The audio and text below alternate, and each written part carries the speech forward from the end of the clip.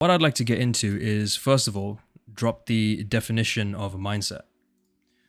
So the Google the Google verbatim definition of a mindset is the established set of attitudes held by someone. Okay? And I would like to say that personally for me, I think a mindset goes beyond that, right? I think that it's actually more to do with your state of being, right? So who you are and what you do, how you act, that will ultimately determine what your mindset is. Okay? Now, for most of us, if not all of us, there's like this little voice in the back of our heads which just is constantly like thinking of things, right? It's like whenever you're out with your family, or if you're out by yourself, when you're talking to people, when you're just sort of in and out of just like your normal daily routine, your brain is always active, right? And that is your subconscious mind. Now we have a conscious mind which we are somewhat in control of, right? And what I mean by this is classic example. Let's say you see a hot girl and you're like, hey, I want to talk to this chick. So in your conscious mind, you will say, okay, yeah, I'm going to talk to this girl. Now, I think everybody's been to this point, so everyone's experienced this.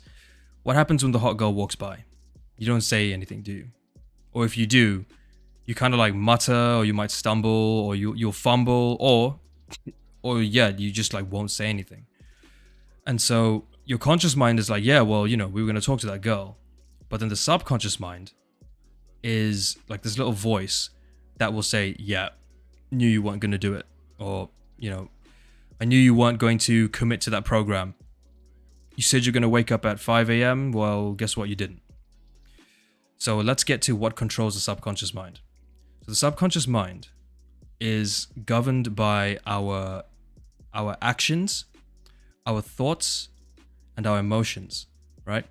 So everyone is familiar, or if you're not familiar, there's a book by Dr. Emil Levine called Attached.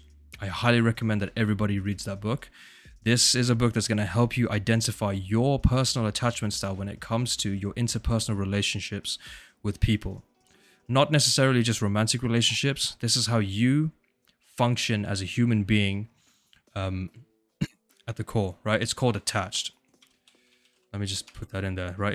It's called Attached by Emil Levine, right? If you go on Amazon, you can find the Audible audiobook as well as the paperback copy too, right?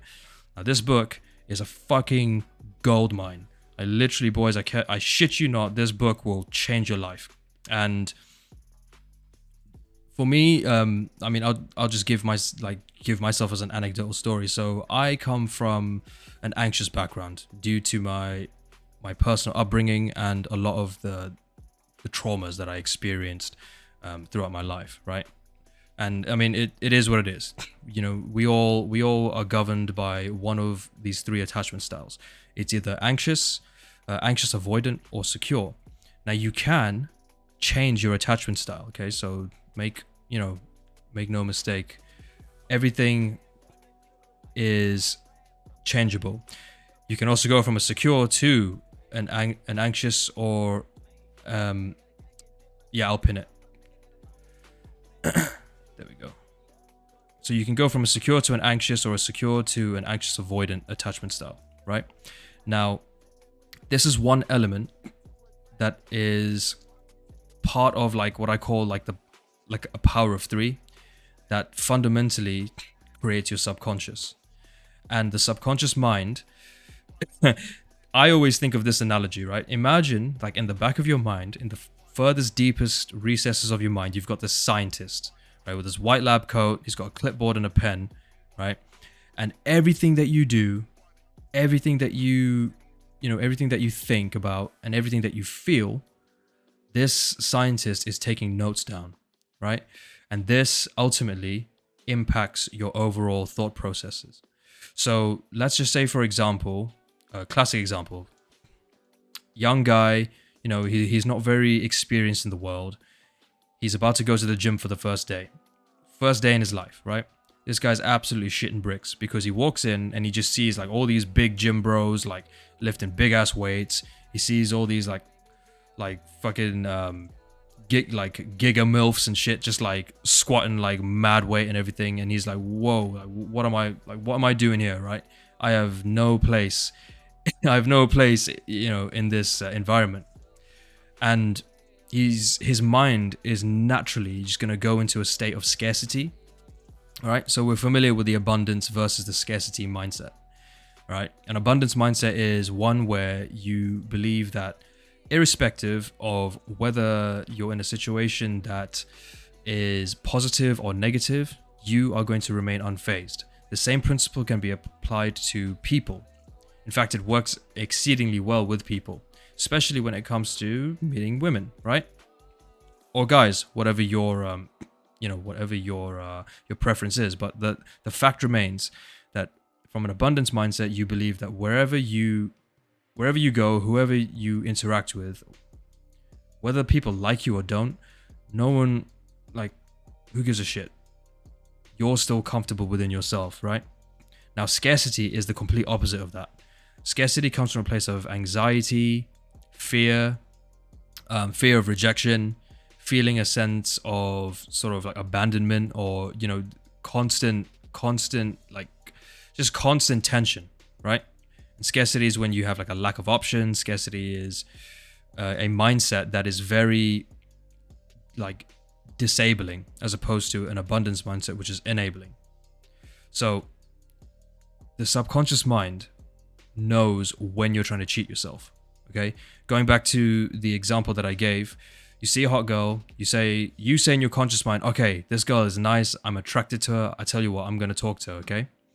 And then what will happen is, because let's say, for example, you had a rejection in your past and you didn't, it's like your first ever rejection, it's quite a harsh rejection or whatever it was. The subconscious mind will do things to try and save you from pain, right?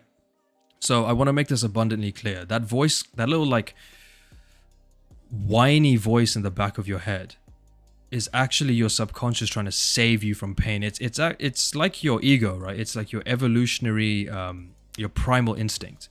It's trying to withhold you from pain and suffering. Exactly. It's like your flight or fight, sort of senses coming in. Okay. And what it would say is, okay, you know what, man, you've been rejected pretty harshly in the past. I'm going to do you solid. Don't talk to this girl. And that's the Jeffrey brain. That is our Jeffrey brain basically trying to say, you know what, man, there's no point because she's probably with someone, or you know what, like, she looks like she's into like big Chad looking dudes and you're not it. So you may as well just give up. And you disqualify yourself before you even get there, right? And then your conscious mind, you'll try and make up excuses like, no, it's fine. Like, I just, she's 10 meters out. So what I'll do is I'll wait for her to close the distance, okay? But she has to come to me, right? She has to close the proximity. So then she's in my sphere, right? She's in my frame. And then when she enters my frame, I'll be able to then, use my inner confidence to sort of wow her and bring her about, and I'll say something witty, or actually oh, she looks like she's a little she's a little busy, or she's on a phone or something. I'll just maybe I'll just let it go, or I'll wait for her to pick her head up from the phone. You see where I'm going with this? You go back and forth, we go back and forth in our minds, and you literally just like give yourself like it's almost like its own like sensory overload of conscious thoughts. And what that is energy that we are wasting, where we could actually transmute that into something more positive. So how do we do that? Now, when I was in the military, when I first joined, I was just a kid, so I had no idea what the hell I was doing. I was in a very scary environment. I was surrounded by, literal war veterans, people who've gone to war, killed people, seen their friends die. Like, these guys were the real fucking deal. Okay. And one thing that kind of dawned on me, one of the first things I realized was these people are just people. They're just human beings, right? A soldier, in terms of their physical genetic makeup, body composition, is no different to, say, a street cleaner, because we're human, right? What makes you your state of being is your mindset. It's the way that you carry yourself. It's the habits that you adopt, right? It's the learnt behaviors that we take in. It's your emotional and your mental state of well-being, and it's fundamentally what makes you who you are, right? So look at like let's look at, let's say, wheat waffles, for example, right? I mean, you guys are familiar with wheat waffles and like black pill ideology, right? So the ideology behind that is everything is about disqualifying yourself. Everything comes from a space of adopting a mindset that saves you from putting yourself at risk. Okay? The way that we're going to flip this script is the first step to adopting a bulletproof mindset is to put yourself in positions that take you out of your comfort zone. Okay? And it does sound scary to just suddenly go and do something, especially if you have very little experience with it.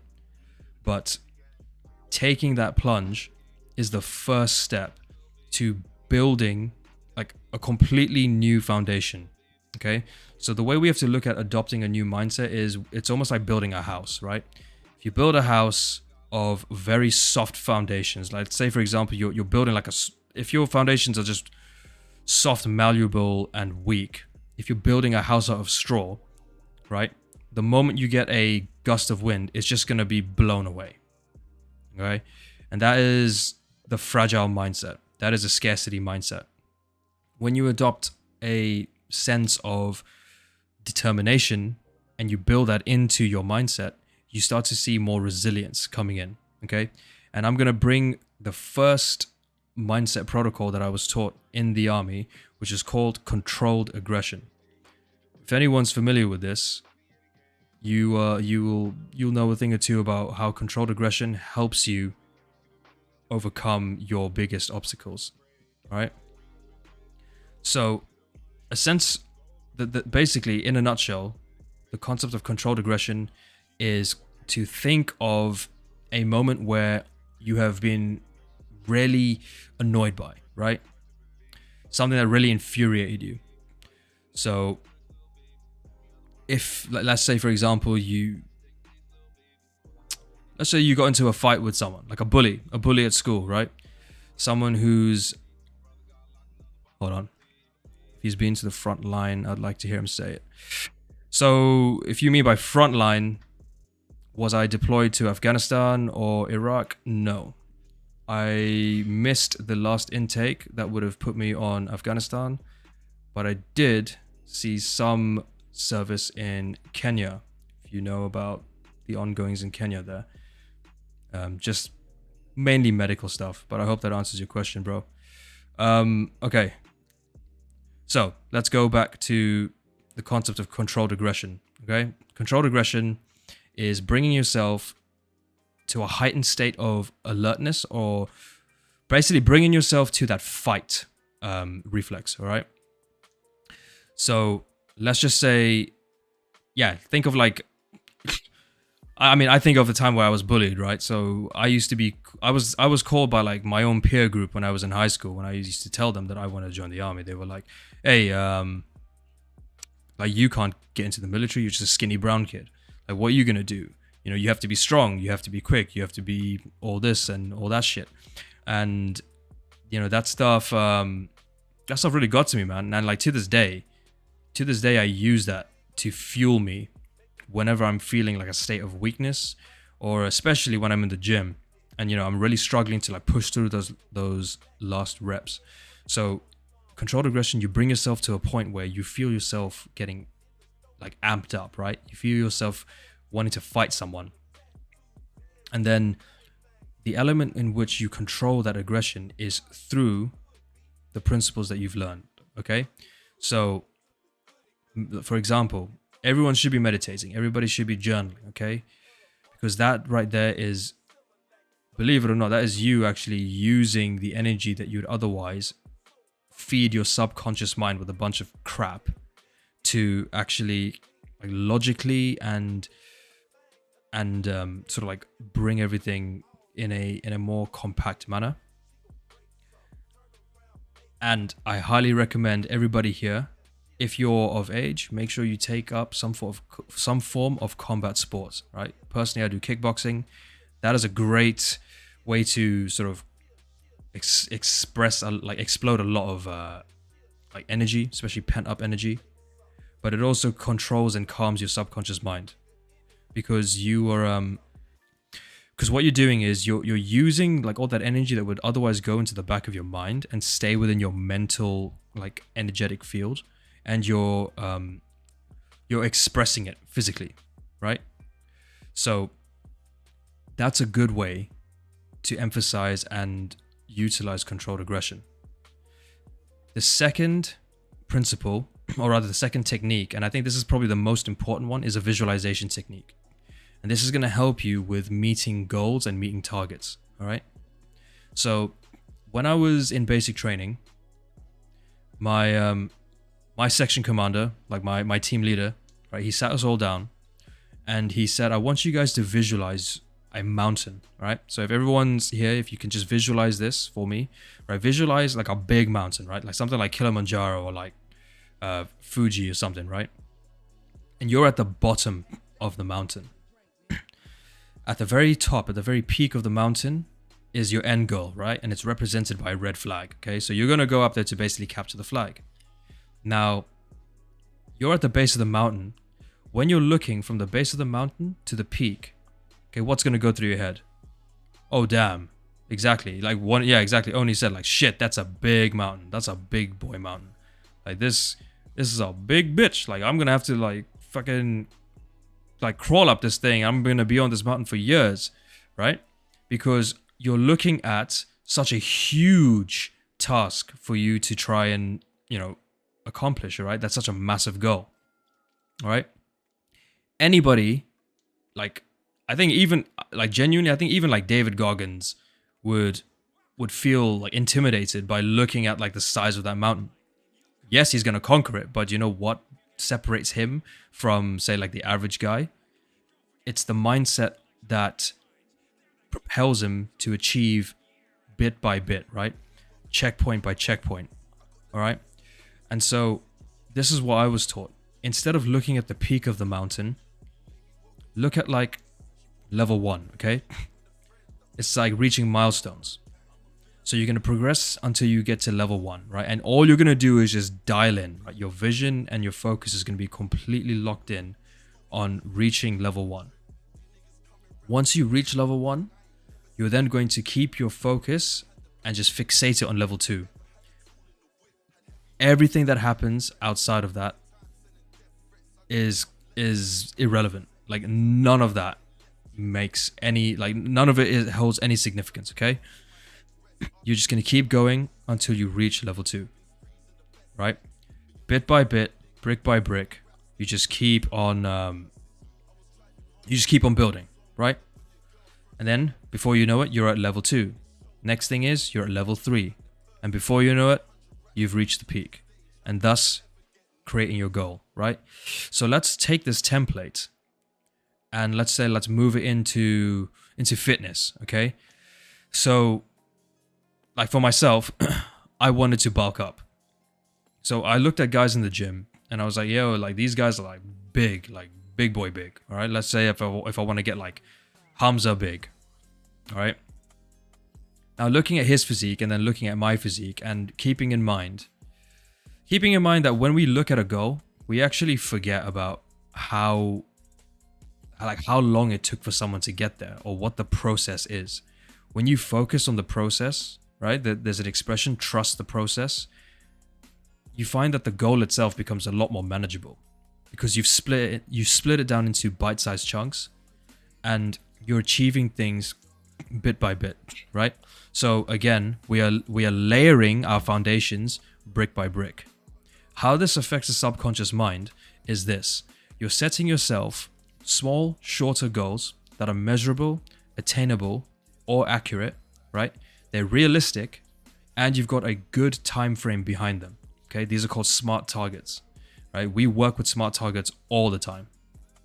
So it's like, yeah, that's a pretty crazy analogy, but I mean, yeah, you're right, Luca. Yeah, you ain't gonna deep throw the banana. You gotta break it down into 6 bites. I mean, pause, boys. Make sure that you're cutting that banana off into smaller bits. Okay, take smaller bites. And for the love of God, don't get caught in 4K, because you're gonna be ending up on orange YouTube, if you know what I'm saying. Fuck. But yeah, so I mean, you break down the. I lost my train of thought. Fuck. Oh yeah, right. So you break down the you break down the goal into like smart goals, right? And so what your subconscious sees is, okay, so all right, so we know that we want to get big, right? We want to get big by the time it's summer, so then we can cut. Now what we've done is we've taken it by 4-week intervals. And let's just say, for example, okay, I could only curl like 12 kg dumbbells. Okay, cool. So within this 4-week block, we are going to progressively overload with good rest, and stick to a good meal plan, a good diet plan. Make sure that we get the calories in, and at least at the very minimum, right, of those calories, we're going to make sure that we're hitting our protein goals massively, because we've done our research and we understand that for muscle synthesis to fully take form, we need to hit our daily protein intake. So cool, let's do that. All right, bet. So 4 weeks go by. Hey, you know what? We're feeling stronger. We're starting to get, fitter, healthier. Starting to see some progress. All right, nice. Let's move to the next 4-week block. Okay, so for the next 4-week block, we need to up the intensity. So now we're going to be doing heavier weights, heavier compounds, and we're going to stay consistent with the diet, okay? This time we're going to make sure that we hit our carbohydrate as well as our protein goals, okay? The fat goals, yeah, not so much. You can be a bit more lenient with that, but that's more of like a guideline on just how much fat you should be taking in on a daily basis, right? The subconscious mind is saying, okay, you know what? This person has actually said they're going to do something, and I can see them doing it, and it starts taking notes. George 16. Yeah, mate. If you're at the if you're old enough, like in your area or whatever, to do kickboxing, I highly recommend you do it. It's great for flexibility, mobility. It'll help you develop like core strength as well as body weight strength, and generally overall it'll increase testosterone levels, because when we fight, guys, we get massive T spikes, which helps us be more creative, more productive, overall confidence, massive boost in confidence. I highly recommend anyone who's doing combat sports to also take part in competitions. Get yourself competition ready, all right? And yeah, stretch. Make sure you stretch. So yeah, so your subconscious is basically saying, right, we can see people doing this. We can see ourselves doing this. And yeah, okay, cool. Next thing you know, you start to like slowly reframe your mindset, right? So the next time, for example, you see a nice girl, you want to talk to her, your little Jeffrey brain won't like jump and like start screaming, don't do it, because your subconscious mind, oh, you're pissed, bro. You best get down to doing the press ups, bro. Jeez. All right, yo, everyone jacked on you there, man. Oh my god, this guy's got like 100 push-ups already. But yeah, so you've got a little bit more confidence, right? And you can see yourself developing. So that right there is like a foolproof technique, okay? I mean, whether you visualize it or whether you just immediately implement it, everything starts with mindset. And the best way to sort of cultivate a stronger mindset is to just take action. You can take larger actions by starting with micro actions. So like Hamza said in a couple of his videos, it's like simply doing like one push-up, right? Already is putting you ahead of like hundreds of thousands of people who didn't do anything. Going to the gym, just turning up alone is already more than what, I tell you what, just turning up to the gym is already more than what someone else who said that they will do, like what they will do and like go to the gym and then ended up not doing it. You have already like fulfilled your vow, your pledge to yourself, right? So if you think about it, your subconscious is like the living voice in your head, which is, you know, a man is only as good as a word. That's his word, sorry. A man is only as good as his word. So honor yourself and like genuinely just commit to your tasks. Even if you fail, and that's the thing, it's the fear of failure that stops people from doing things. I'm getting distracted by these emotes. Holy shit. How many reacts are we getting here, man? Jesus. Yo, Oni's gonna be squatting until his legs explode. There's another guy who's gonna be doing sit-ups until his abs explode. There's another dude who's gonna be doing push-ups until his chest gives out. God damn. You're gonna need a medic, bro. Gonna be calling me over to come with a fucking Russell chest seal and a needle decompression kit for you. So yeah, that's just like my 2 cents on habits and how to sort of like cultivate a better mindset. And yeah, I mean that's just sort of what I wanted to share with you guys. It may seem like it's common sense, but at the same time also seems like rocket science. But the truth is, it really isn't that deep. The mindset is primarily fueled by taking action, and also just like following through on your words. So essentially, it is just like taking action, right? But mindset coaching is a different story, right? Mindset coaching comes to the point of training people how to take action, talking to people about how to really go deep within themselves and suppress and silence that Jeffrey brain. Now, there's plenty of self-help books out there. Other than Attached, what books do you recommend? So, what's it? Cybernetics. That's a great book. How to Win Friends and Influence People. That is also highly recommended. Tell you what, if you guys want to also like kind of dive more into how to adopt like that bulletproof military mindset, I highly recommend reading Can't Hurt Me by David Goggins. That book is like GOAT tier when it comes to crazy. Yeah, The Monk Who Sold His Ferrari is brilliant. That's a brilliant mindset and spirituality book, because so taking actions leads to habits, right? Because every action has a reaction, and every reaction then has like its own ripple effect. And because our subconscious mind is taking in notes on everything, we're registering things constantly, right?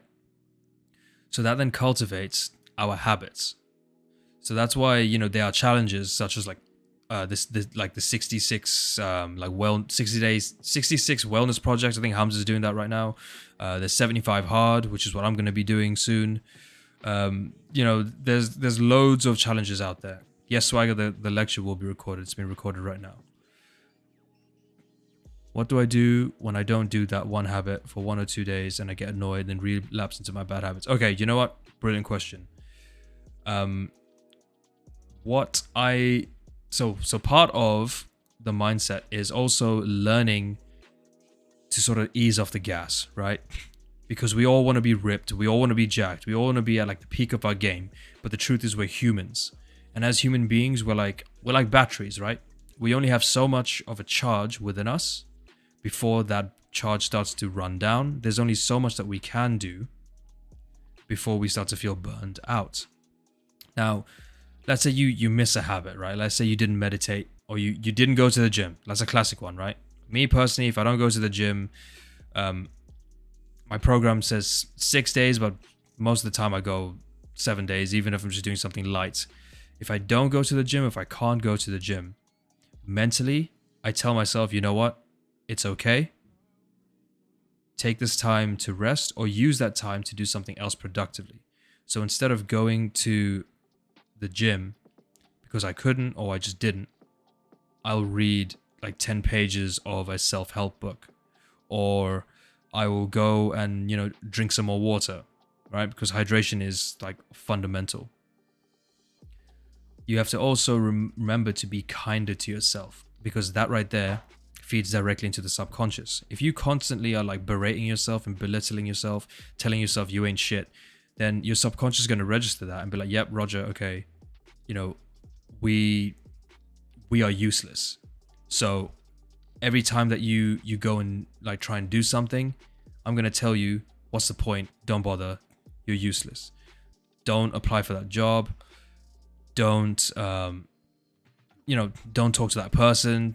Don't even like reach out, post that video. Don't go to the gym, right? Because that Jeffrey brain that has become the subconscious is telling you, you know what? Don't bother, man.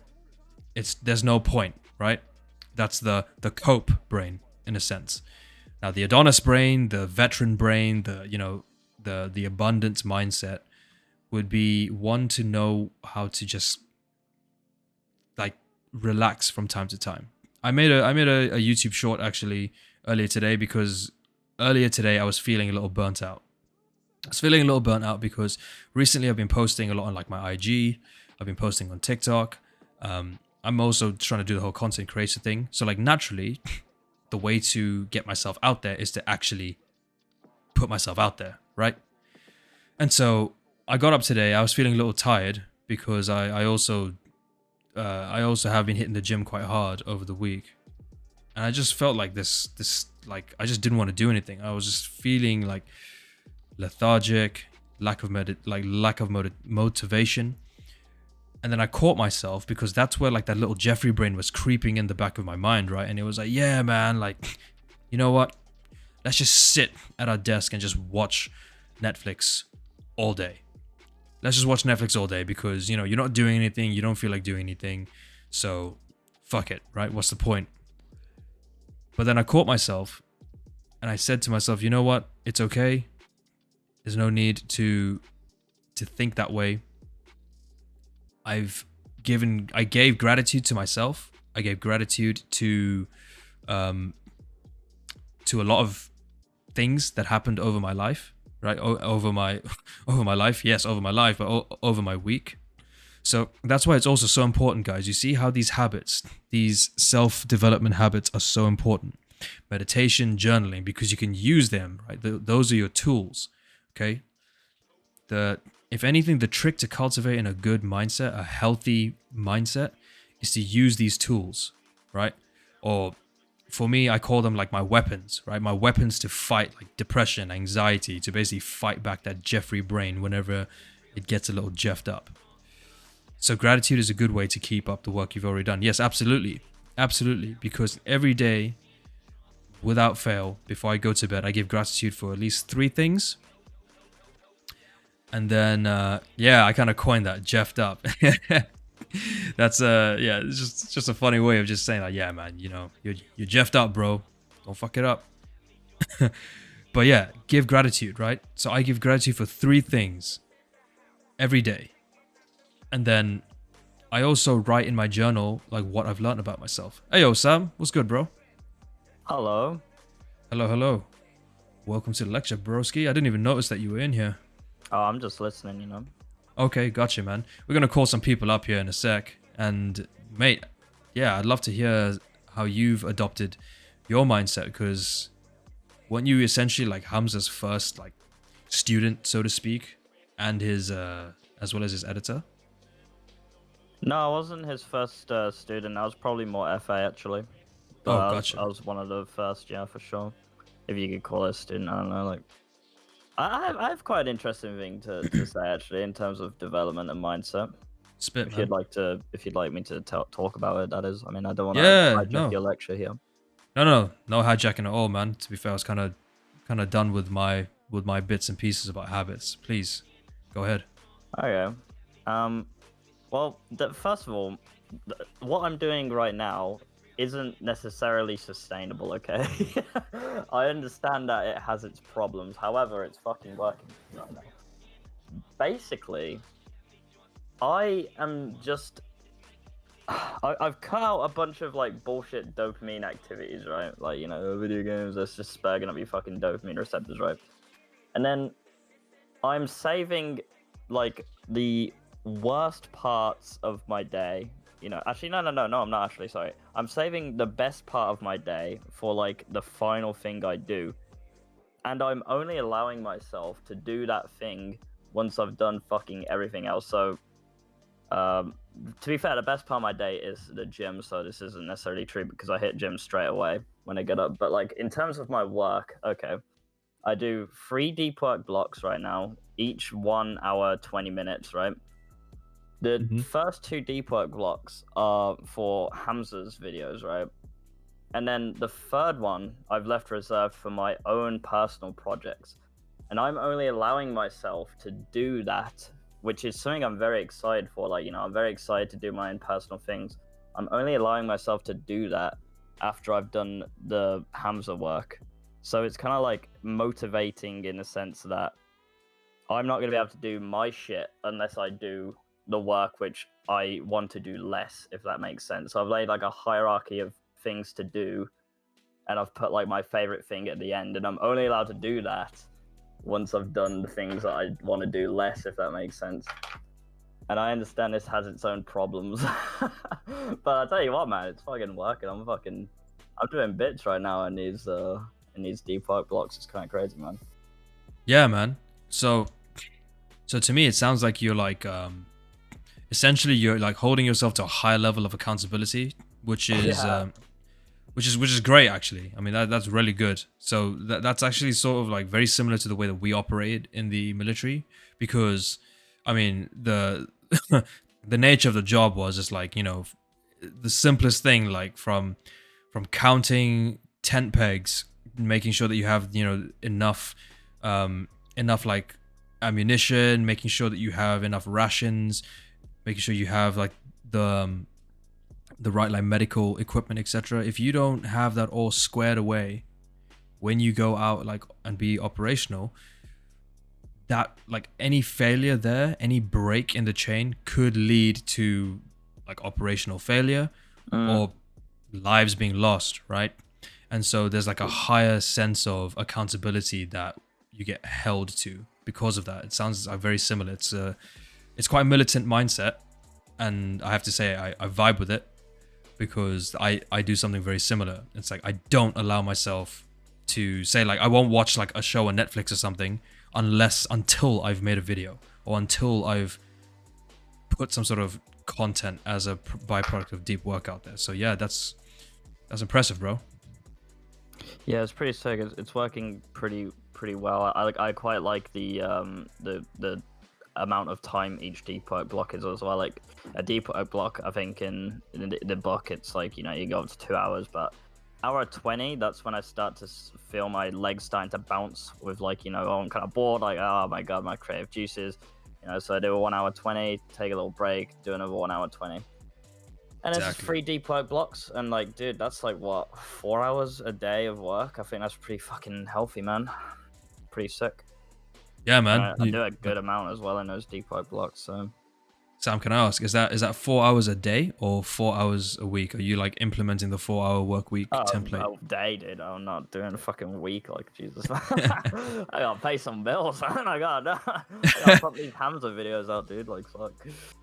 Yeah, no, fair enough, man. I mean, that's really good. I mean, there's so many people that they follow this philosophy. It's like the 9 to 5 grind, right?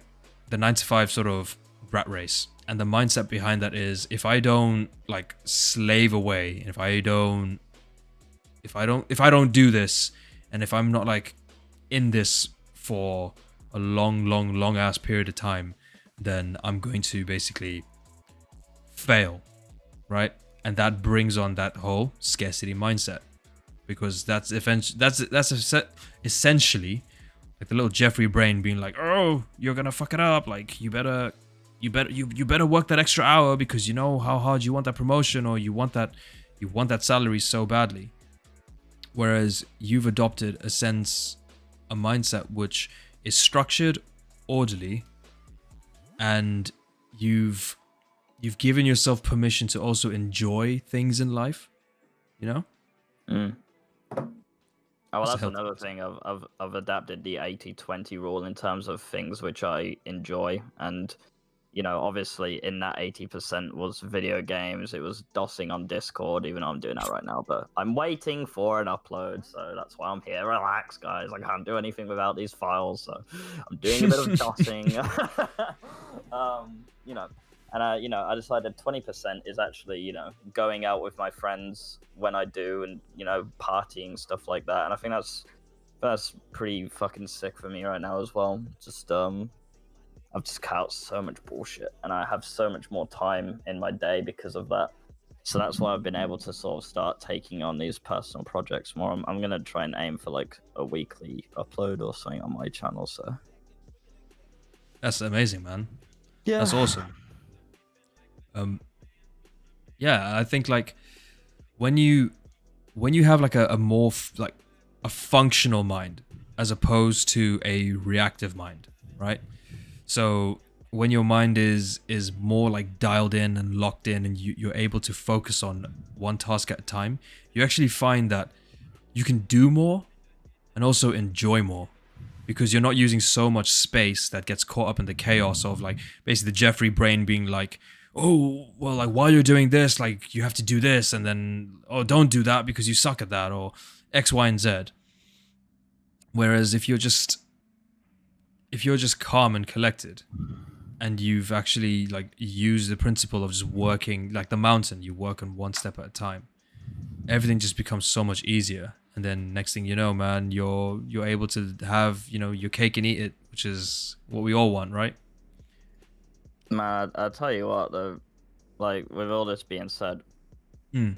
fucking hell, man. Like how blessed to be in the position that we're in, where we're like quite conscious of these concepts, where like I'm thinking, when I came out of school, when I dropped out of college, I was like very depressed, in a very bad place mentally. Like I could have easily slipped into this predatory like rat race fucking bullshit, like you gotta go to job center, and then they put you in some like fucking awful like warehouse job, just sucks the life and the energy out of you. You've got nothing left to actually improve the position that you're in, and you just stay stuck there forever, just straight out of college, straight into the rat race, just stuck, because you just have no fucking energy by the end of the workday to actually do anything productive to elevate yourself. And it's just fucked, man. I'm just like, I'm so grateful that I dodged that fucking bullet, because it's a fucking nightmare, man. Honest to God, like, and anyone here who's like dodging that bullet as well, like, fucking be very grateful, bro, because we're very blessed to have the self-awareness to know these things. A lot of people just on autopilot, man. It's fucked up, man. Yep, big facts. You just said something that just brought this expression that I absolutely love to mind. I say this, and I always like repost stuff like this that has this phrase in like on Instagram stories and stuff, right? In order to elevate yourself, you must separate yourself. And the trick to that is a mindset. It's all a mindset. Everything that we do and like live and practice is part of your mindset. And like from the get-go, it's like let's say Hamza, for example, before he actually became like someone that was known on YouTube. I remember having this conversation with him. Remember we had that whole like chat like a couple months back. But he was just like, yeah, he was posting videos on YouTube which got like 20 views, like one like, and he just kept pushing. He kept pushing, and that gave me the motivation to keep pushing. Because I'll tell you one thing, man, like for anyone also that wants to be like a content creator, the shit is not easy, man.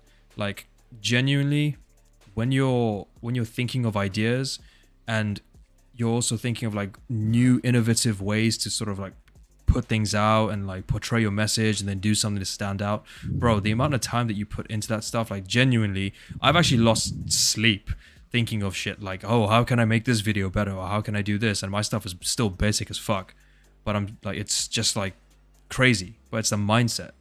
Whereas if I was, all jeffed up, like, oh, don't do it, no point, your video only got 30 views, like, fuck it, who cares?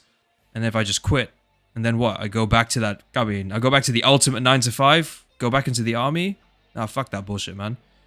That is that's the ultimate grind, bro. Because you like, anyone here, also, just a quick one, anyone who's actually genuinely serious about wanting to join the military, listen, I loved it, but I loved it because it put me through so much stress and so much pressure, okay? The military is not a cakewalk. For anyone who thinks that the military is even remotely close to what you see in games or movies, please, no. Like, not the decision to make, okay? You need to have a mindset that is prepared to endure hardship, or at least adopt it now before you sign up, because I didn't. I kind of had an idea because I was a cadet before. I mean, little cadets, like basically Boy Scouts in uniform, but training to, sorry, Swagger Boy, it's not Call of Duty. You don't just like rock up, get issued your ghillie suit, and then your Scar H with like a fucking thermal scope with like 2 packs of C4 and shit. It's not like that. It's very mundane. There's a very like 9 to 5 lifestyle. No, I know, bro. I know. We're just trolling. But yeah, it's arduous. But the pain of what was that phrase, Sam? Is it there's 2 pains in life? The pain of pain of regret, or the pain of discipline. Oh no, the pain of regret, or something like that. Yeah, discipline. Discipline is a hard pill to swallow today, but regret is a harder pill to swallow tomorrow. So, that right there, guys. If anything, if anything else in this lecture has like just not resonated with you, just take that away. Just take that away and just use that to literally everything that you sort of encounter in your life, every sort of obstacle, right? Just think, will I have the discipline to just tell that little Jeffrey in my head to shut the fuck up and proceed with the task, even though I know it's going to be hard, right? Or will I just say, nah, you know what? Jeffrey's got a point, the recruit mindset, the recruit mentality has a point.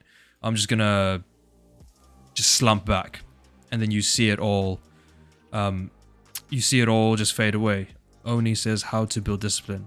All right, so I can give you like the soldiers, sort of like the way that how I sort of had discipline drilled into me, right? You have to first of all adhere to a schedule. Everything is done by numbers. Everything is done by timings. You have to start by setting your alarm for a time that brings you out of your comfort zone. If you are comfortable waking up at 8, wake up at 7. If you're comfortable waking up at 7, wake up at 6 or even 5, right? Discipline in this sense is setting your alarm, placing your phone on the other side of the bed, and then waking up to that alarm, turning off that alarm, and then immediately make your bed. Make your bed, go into your morning routine, brush your teeth, wash your face, shower, right? Discipline is creating a structured routine, like a daily routine, and ensuring that you tick everything off that list before you turn in. You are not allowed to go to sleep until you have ticked every single box off. And the ultimate discipline test is a challenge called 75 Hard. That's something that I'm going to be doing soon. I will be documenting it. So anyone who's interested, feel free to tune in and just see how that how that plays out. There's another guy who's like my 75 hard idol. His name is Anthony Pershon. Check him out on YouTube. This guy is an absolute fucking beast. He's currently doing 75 hard again, so for the second time, and he's documenting everything, and he's actually giving people an insight how to do it. I'll type it in the chat, guys. So his name is Anthony Pershon. There we go. If you sub to him, if you follow him, just tell him that SK Levels sent you. I'm kind of like familiar with him. I've been like commenting on all his comments, just fanboying, just like, oh, Anthony, nice one. Oh, I'm your fan, bro. But yeah, that is the ultimate discipline, bro. Sam, how do you implement your discipline?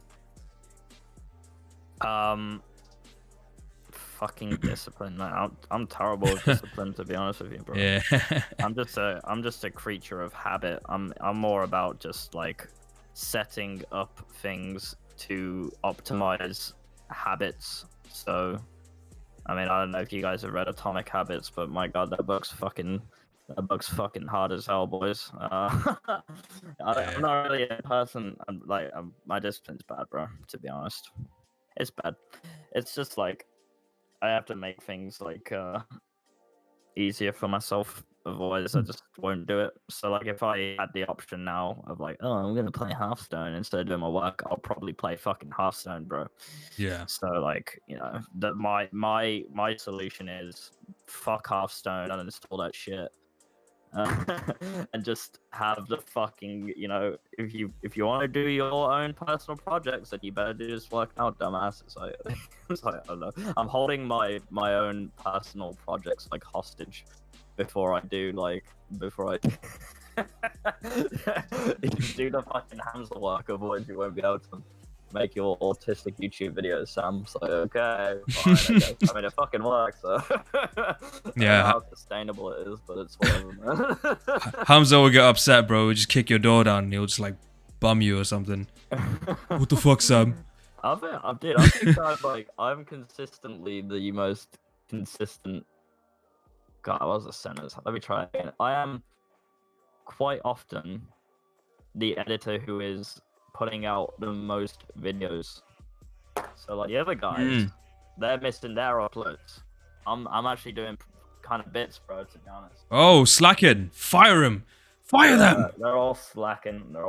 New applications for editors. I'm throwing them all under the bus right now, bro. Fuck these guys. Getting all the revenue for yourself, man. Yeah, and that right there, guys, is a focused mindset. That's a business mindset. Cut out the middleman. But kill all competition, bro. Exactly. But I tell you what, now let's get to a little Q&A segment. So there are a few people who've raised their hands. So I'm going to select you guys. I'm going to try and get through all of you.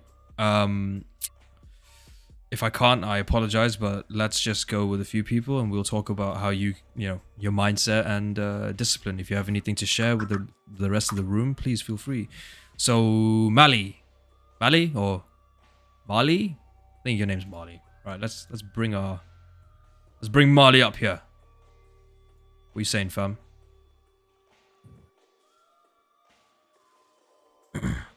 Yo, Mali. Yo, what's up? Can you hear me? What's good, bro? Yeah, bro, I'm fine. How about you? Living the life, man. I feel so blessed and privileged to be able to deliver this lecture. Yeah, Ben. It's been awesome listening Thank to you. the lecture. Very, very useful. So, anyways, bro. Send. My biggest problem is right now. So I'm in college, yeah. Yeah. And I have my other stuff going on, like going to the gym and that. So on that note, that is good. But the thing that I'm actually struggling with is getting my work done for school. So, Okay. yeah. The thing is, like, I'll open my book, I'll do an hour of work, then, I'll take a break. I'll go downstairs, take a break, then I'll get back to my work, and in the middle of my session, I'll just go to YouTube and start binge watching videos for the rest of the day. Yeah. And when like then I realized that I'm not doing something good. I'm not doing my work. I try to go downstairs. I like to get my focus back, Yeah. but then I still get stuck in the watching the videos again. So or something else like that isn't my work. So yeah, like basically I waste my whole day not studying. Okay. So your issue is basically like you basically create like a so you have a healthy habit, which is you create like a deep work block. But then once you sort of transition from that deep work block, you then go into like a negative series of habits, yeah? Is that what you're saying? Yeah. Okay. I mean, bro, I think yeah, a lot of us, myself included, highly relatable. Highly relatable. Like I do the same thing. It's so easy to get distracted, right? So Yes. so yeah, Luca says give yourself a timed hour, okay? And honestly, oh fuck, okay. I don't know about the second thing that Luca says, but I mean, I definitely wouldn't want to slam my dick in a door frame to punish myself. But Jesus Christ, yeah. But Speak what? for yourself. Hey, I mean, to each their own, man. I mean, yeah, never mind. Maybe another lecture on all the weird shit that I did in the army for another time. What I would do, bro, is yeah. So set yourself an alarm, right? Set yourself like a timer with an alarm, and do you when you watch YouTube, do you watch it with headphones on or do you have speakers or what? I just listen on my laptop, or sometimes I have my AirPods plugged in, but it's not like that. I always listen with my headphones on. It's like yeah, depends. Okay. All right. So can I suggest this, right? So say you like you go on YouTube and everything, right? You're giving yourself a timed hour. Place your phone in your study area, okay? So what I would do is compartmentalize the areas that you're studying and then your recreational times, right?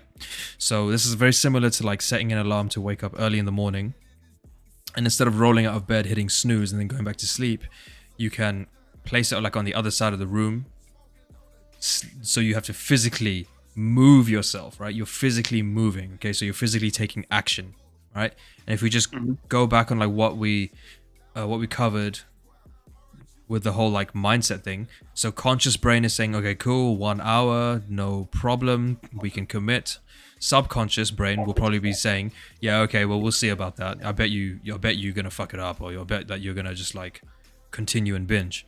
The action you're gonna take is to put your phone in another room or like your study room, place a little alarm on it, and then when the alarm goes off, you have to physically step up and go into your room and then switch it off, and then there you're in like the study environment.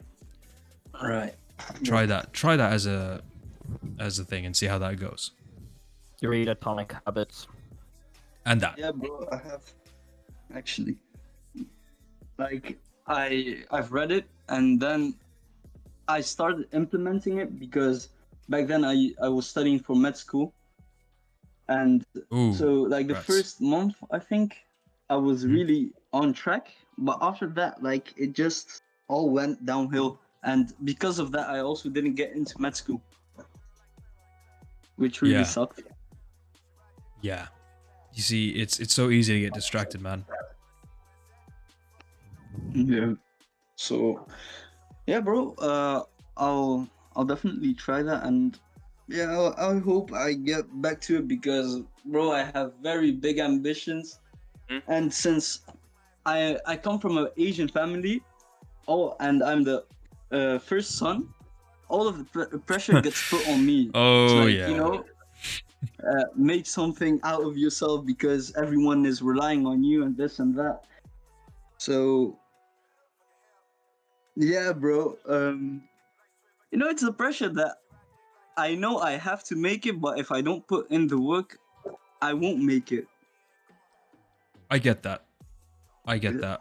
I'm also from an Asian family. I've come from an Indian background, so I know the pressures, bro. And I'm the only child, so that's even worse. It's like, you know, I've got to basically do or die. Yeah, all the Asians, man, rise up. We know the, you know, we all know the struggle, but like, trust me, bro.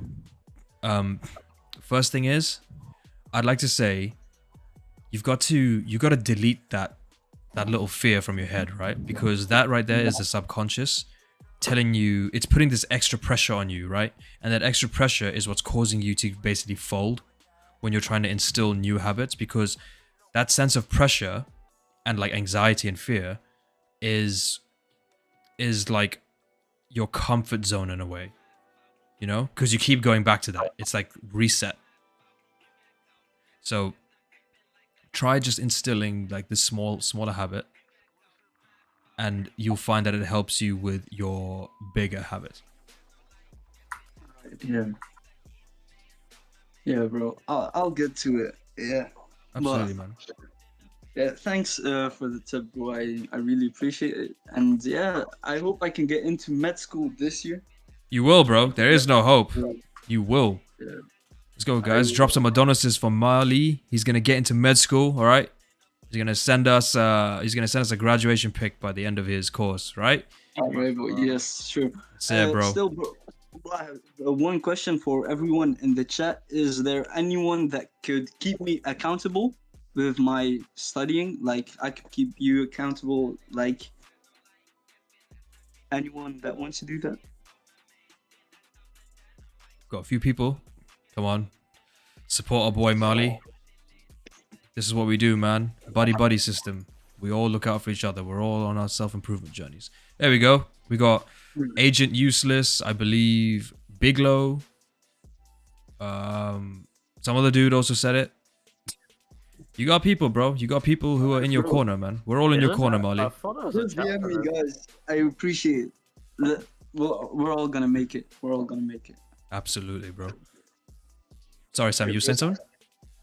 Yeah, why is the accountability chat only accessible to disciple? Oh, well, to be fair, yeah, there's some spurgy people and fucking cult members. To be fair, that's Yeah. unfortunate though. We've had some spurg insurgencies recently. Yeah, every time I open the mod chat, I can just feel my testosterone being drained from my body.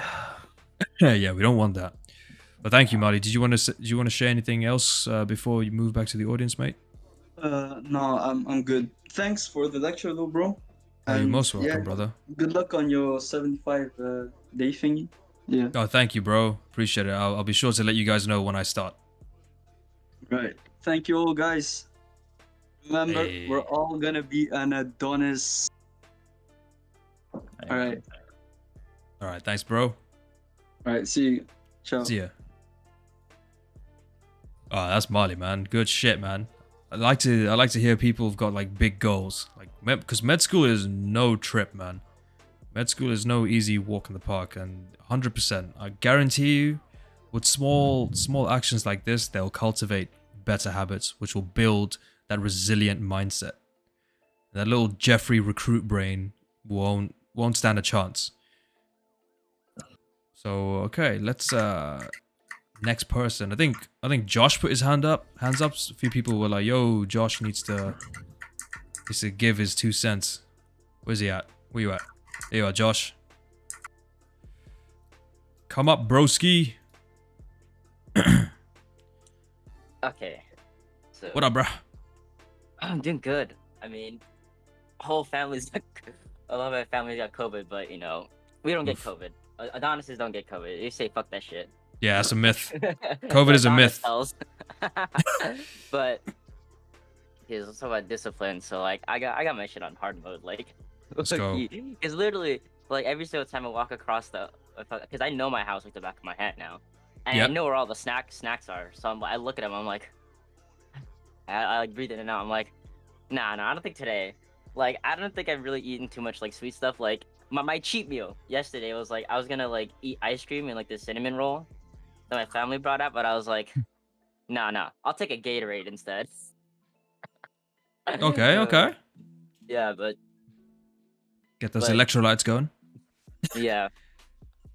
but discipline. Yeah, so That- like yeah. maybe like talk us through like your day-to-day sort of routine. Like what do you do from like when you Okay. wake up to when you go to sleep? Okay, so I wake up. So it's always a 50-50 right here. So it's Yeah. either I stay in bed and I like daydream, or I immediately get out and like I start trying to move as fast as possible so that I can like get the blood flowing. Yeah. And then eventually I do all my chores, I sweep, I do dishes, I make rice, vacuum. And then what I do from there I eat like breakfast of some sort. Usually some type of like heavy breakfast where it takes me like a good 30 minutes to eat. Yeah. I don't think I've ever felt hungry since a good like half a month into this bulk. But Eesh, okay, you're doing something right then, bro. yeah. And so then from there, I usually get on my computer and do like schoolwork. I check the Discord. Like I like look at all the chats. I'm like fuck it, because I like reading through all the chats. It's always it's a lot of times a bit more interesting. Like I have most of the chats muted though now, but I look at all the chats. I do schoolwork. Like recently, I've been working on this story for ELA. Has like 1,900 words so far, in like 3 days, and then. And usually I kind of like wander a bit here. This is where like my discipline kind of falls. Like I go on Reddit and stuff. I scroll on the Discord. I go in general, and then eat dinner. Procrastinate a lot more to like 2, and then I take a nap by now because my mom usually gives me this thing called Benadryl, and like it's pretty much like melatonin, and it makes me like knock out. I go to sleep. I wake up at like 3. And then I do my chores again in the afternoon, and then after that, I usually like work out from about like 5 to 6. Nice. And you like stick to the same sort of time frames on a day-to-day basis? Yeah, like it's kind of strange because like I like no matter what, like I always work out at like that by like at least by like 5. I usually will start my workout by then. It's very interesting. But yeah. Yeah, for real. Like I Okay. tell myself every single day, I'm like, you should work out earlier, but I'm like, nah, I got school. Fucking online school. Technically not online school, but it's just I have to stay home and all that. Google Classroom. But yeah. Yeah. I think especially in like this day and age currently where like everything is predominantly like work from home or study from home, like I've seen like a lot of people have been saying like their discipline, their routine has just been like completely shot. And so it's just like this endless battle where it's like, yeah, I'm gonna wake up early and do like an hour of like working on like my side business or something, and then they just kind of fall off. So it's very important to stick to a timetable. Bro, oh my god. Saying, what's going on, Sammy?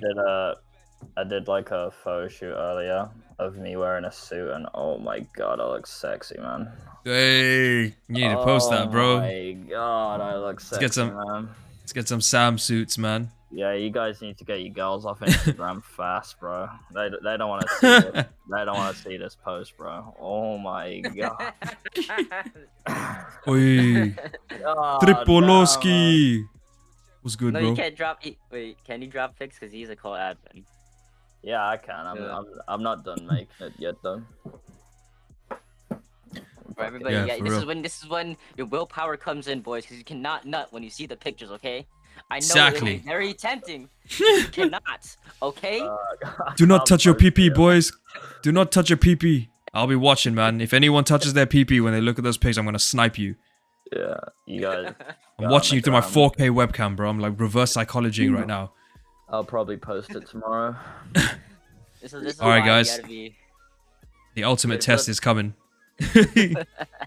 Sam's nudes tomorrow. You boys need to watch Oh my out. God, I don't know about dudes, bro. Well, Sam in a suit is basically nude, so Yeah, it's Yeah, better than this. essentially. Correct. Essentially same thing. People are like, no, No homo, no nudes, please. Yo, Tripolowski. yo, what's up? Yo, Hey, What's let's good, go bro? trip. Yo, I've got some, man. Send it, man. Send it. Bro, like, I can't because my girlfriend is like, wait, I'll go make later for fuck's sake. Yeah, I thought you had an echo. I was like, hey, what the fuck? It's a pretty feminine echo right there. High. His voice sounded a bit high. What the fuck? Just a little bit, bro. Man, getting trolled. bro, this guy His voice is natural, yeah. He goes, bro, everyone turn your cams on with your cocks out. If we touch them, we get shot. Like, yeah, nice try, bro. Nice try, man. Nice for you. Oh yeah, so yeah. Oni, yeah. We'll get you up here, Oni. Let's bring him on. My girlfriend don't let me speak. It's because she's too busy speaking to me when I post these feet pictures. I'm just Oh my kidding, bro. god. Oof, Don't bring Trip's me up, about to please, be bro. punching air, man. Nah, it's about to punch you in the head, man. I don't want that smoke. Oni, what's going on, bruh? What's going on? How are you? Good, broski, For good. having me, bro. Oh, you're welcome, man. Um, Welcome. I just wanna talk about the Jeffrey Mind that you talked about. Yep. There is a book called The War of Art by Stephen. Sorry, I forgot. Stephen Pressfield, by Stephen Pressfield. Okay. And he narrates his own. The War of His own Arts. book on Audible. So I was listening to it whenever I went to the park. Okay. And he talks, instead of using, we here in this discourse we use the Jeffrey mind or the Jeffrey voice. In his book, he instead of using Jeffrey mind, he used resistance. He called it resistance. Yes. He says it's the enemy that we are all fighting.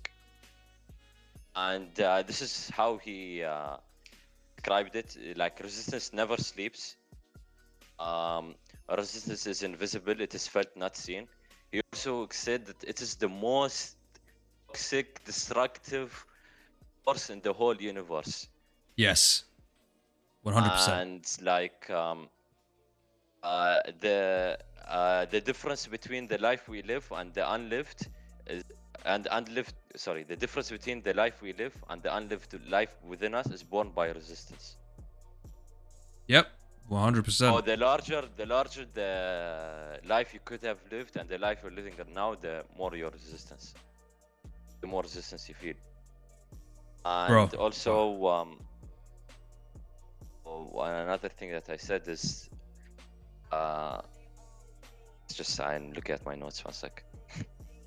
Good, man. That resistance is infallible. It always steers you opposite of your soul's true calling. So just do like what the opposite of whatever your Jeffrey mindset says. Like your Jeffrey mindset says, don't talk to that girl, just do it. Talk to that girl. Jeffrey mindset says, don't climb that wall, you climb that wall. Write this essay, you write that essay. Just do opposite of what it says. You know that's it's a really nice way to know to know. Like, let's say a compass is pointing south and you want to go north. To the opposite of south, you know, it isn't so. You just do the opposite of what your Jeffrey of what Jeffrey wants to do. Exactly. That right there is like the recruit mindset. Resistance is any act that prefers immediate gratification to long-term growth, health, or integrity, which is what Hamza says. I don't know if he has read the book, but it's very similar to what everyone feels it, so everyone knows what it is, I guess. Mm. It's the way Stephen Pressfield, the way he describes it is like with a lot of experience. It's very, like, you get the picture, it's clear to you, like, you need to know your enemy so that you can fight it. Without knowing your enemy, you can't fight your enemy. Precisely. So yeah, that's true. That's all. And he called it the war of art because it is a war. It never ends until the end of your life. Yeah. But you just have to keep winning. Sometimes it will win. All you have to do is win the war. You need to go on a positive, like a slope that's going up. going uphill instead of downhill, increasing instead of decreasing. You will have ups and downs, but the overall trajectory you're going towards is up. Yeah. That's what you should aim for. Like, it's okay to feel sad, it's okay to feel depressed. You know, there are a lot of young guys here, you know, like for like because of hormones or because of puberty or whatever. Like, even some days I just feel like shit for no reason. Like, one day I might be sitting in the car and suddenly I feel like super sad or whatever. I feel like jumping out of the window of my house, you know, like. But it's Yeah. completely normal, you know. But you get Fucking over laugh at that, bro. God damn, that's cold as hell, man. Oh no, no, no. That's like jumping out the window of my. maybe just man. the darkness in me, man. I it. did, you know. But I relate to being, well, yeah, military and yeah, shit. but It's just on like other we days joke. I feel like I can take over the world with a spoon and fork. Yeah, 100%, bro. No, I mean, I don't know about later on, maybe because it's very extreme now because I'm a teenager. Because yeah, I think it's because of the hormone changes in my body. That's what I heard, you know. I'm not sure if it's true or not. I mean, like, I mean, yeah, yes and no. So, yeah, like, yes, your hormones, like, especially for everyone here who's in their teen years, which I think is like the majority of the chat, but like, yes, your hormones will play a part because what's happening now. I'm assuming everyone's male. If there are any females, like this excludes you. But like, for the men, the guys growing into men, like your testosterone levels are now basically beginning to spike at their highest, right? Your T levels are going higher and higher, and that right there, like testosterone is essentially the hormone that is designed for fighting or fucking. If you're not doing one or the other, testosterone is meant to be like distributed towards like one of the two, right? Now, when it comes to like this and like your mindset, coupled with the buildup of your testosterone, if you implement it with the correct mindset, bro, you're set for life. You will always attack your goals as opposed to withdraw from them. And that right there, like in a nutshell, makes the difference between, oh god, I hate this, but it's like, you know, the alpha and the beta like sort of dynamic, right? Like the alpha strikes his targets and he's not afraid. He puts himself out there. Even if he gets knocked down, he gets back up and he just goes at it again. The beta will skirt around and wait for all the fighting to like die down. In the meantime, he'll just be like sat there in the back, in the rear with the gear, and then just be like, oh yeah, well, I'm glad that's over. Let me just pick up the remains. It's like, do you want to be a scavenger? No, you want to be a fucking lion. You want to just go and destroy your target. So, brother, we use Adonis and Jeffrey here, not Alpha and Beta. Well, exactly. Well, exactly. That's exactly what like the alpha. Yeah, and I'm just saying, you know, like. No, 100%. And you know, one other thing that I really liked, I forgot to add this, is that like resistance is insidious. It makes a lot of sense. Like, says, you know, you did a lot, you studied very hard today at school, you did a lot of work, you know, like you should rest, you know, you should keep it down, you know, like. So it makes a lot of excuses, and the excuses are like very valid. Like, it makes sense, you know, like no one would blame you if you like it's like Jeffrey would do, you know, because like making the excuses, you know, it's making like it's really smart, it's really clever, you know, it's even to until now, you know, like it tricks me. It's smart. It's sometimes smarter than me. It's like, Yeah. you know, you're making a lot of sense, you know. Maybe I should do it. I could just do it, you know, like after I do it, and that's it, you know, nothing to be ashamed of. Yeah. So. And it will tell sorry, you go on. anything, but it's all honest, but it's always full of shit at the end. Really, anything to keep you away from your goal. Yeah, it is. It is the most bullshit, like the biggest excuse making thing you'll ever hear in your life.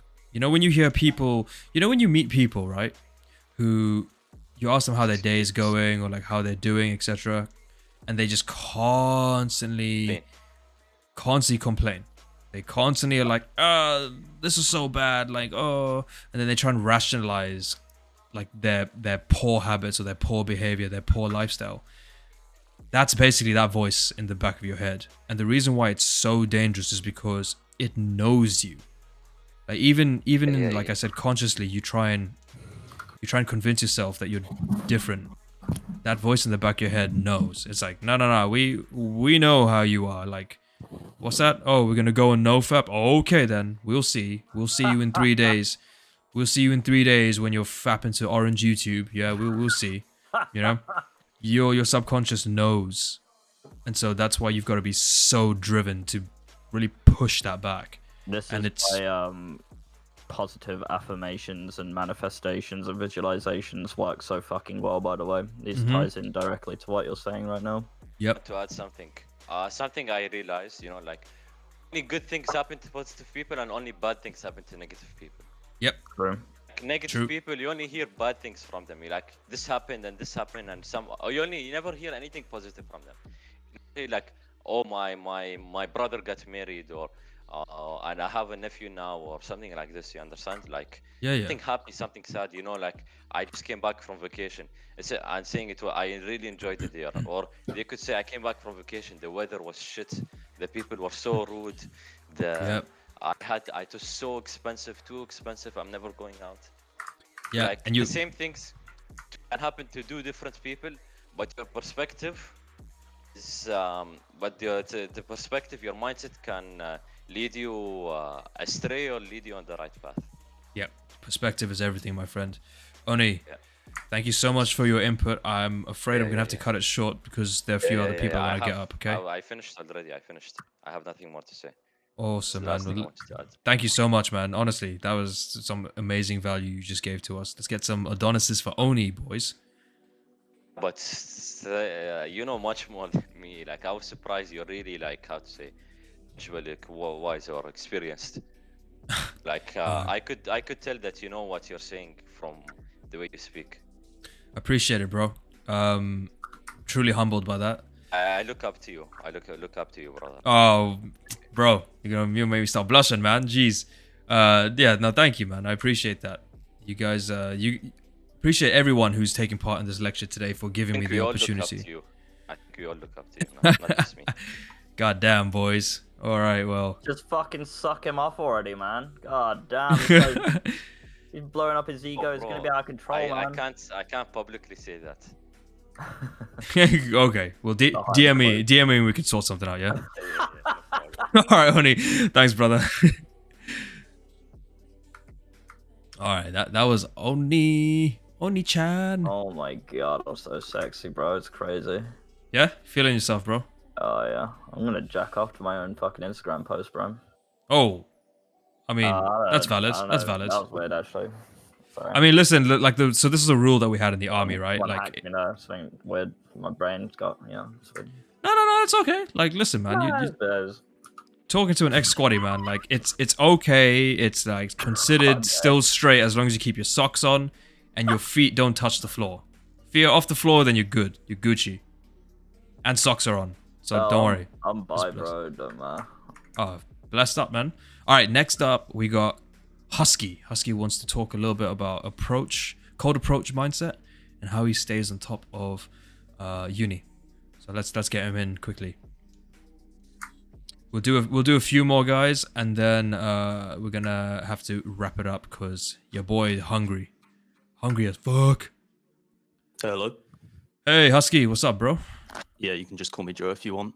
I know there's a few Joes in chat, so that's quite nice as well. Okay, nice. So what Marley was saying earlier about staying on top of like college work, I was pretty sure. Yeah. One of the things that I do a lot, because I'm doing engineering at the moment, so I've got like 3 separate courses. Yeah, respect, bro. I've got like upcoming assignment in a week, and I'm working in a group of friends, and like they just don't want to do it, so we literally all live in the same accommodation, and we do fuck all, to be honest. So standard so uni just life. Go gym, pretty much eat rice cookers on all day and shit. So that's fine. But the one thing that I personally do with my assignments, whenever it comes up to the dates and that for deadlines for solo assignments, is I personally have a ISA, and this is like invest in my future as well, because I want to like obviously either do this for property or, you know, anything else that I want to just invest and save in the future. But if Yeah. I set myself down like deadlines. If I don't adhere to these deadlines, I have to put £100 into the ISA. And the fact is, these ISAs are like non-taxed ones, but as soon as you take out, it gets taxed instantly. So I can't take money out of it, but it just stays in there. So that's one thing I do to literally stay on top of my work, because I hate putting money away. You know, I'm a broke, I'm broke uni student. That's actually a really good idea, man. I like That's actually Yeah. a fucking amazing that might idea. work for me as well. Yeah, I So wish about I did planning. that. Jesus. Nah, but that definitely helps me. And the other thing I will say is go to the library. It doesn't matter if it's a public library or the uni library. It will help you so much, and it's helped me so much. Like you don't even need to go read the books. Just go to the computers. Like you won't slack off as much because you can't go on YouTube. It's all blocked. You can't go on Instagram. The Wi-Fi blocks it. Everything. It's all blocked. So honestly, it'll help you so much doing that as well. Yeah. No, that's phenomenal. To be fair, it's when you're in. I think like when you're in an environment where things are regulated, it's easier to stay on track, even though you may hate it because it's like, oh, I can't even watch a video on YouTube or anything. But you're basically in a deep work environment. It's designed, it's repurposed for that. I think the big trick there is when you're no longer in that environment, when you're like in the wider world, right? But like you said, you actively like commit yourself to that, and you also hold yourself accountable, because if you don't do your assignment or if you don't like do your deep work, then you've got to go and basically deposit like whatever money you have into your ISA. So that's definitely the case. That is also a very big discipline tactic. So it's like carrot and stick, right? That analogy. It's the pain pleasure sort of reward sort of system that also plays a big part in developing better habits. In the military, we had it literally every single day. We'd be getting up at 5 a.m. to be getting absolutely fragged, like crawling around in the fucking mud, just because like part of discipline. You just do it, you know? You can't say no. Imagine that, saying to the drill sergeant, nah, I'm not going to do that. You get your shit kicked in. So that right there is also like part of instilling the sense of like, it sucks when you're in the moment doing it, because like in your case, you're like, oh fuck, here goes like 20 pounds or something that I'm putting into this ISA. But then go back to like instant versus delayed gratification. You'll thank yourself in the long run, right? Yeah, nah, definitely. Nah, it makes a lot of sense.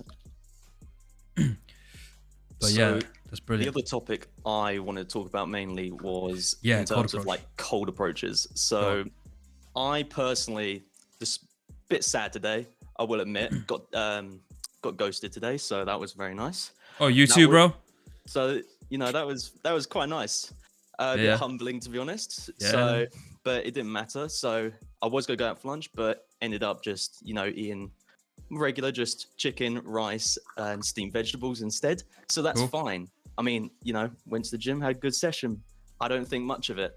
And to me, that's one of the mindsets that I have to deal with, is rejection is going to be part of the whole cold approach game. And you've got to deal with that.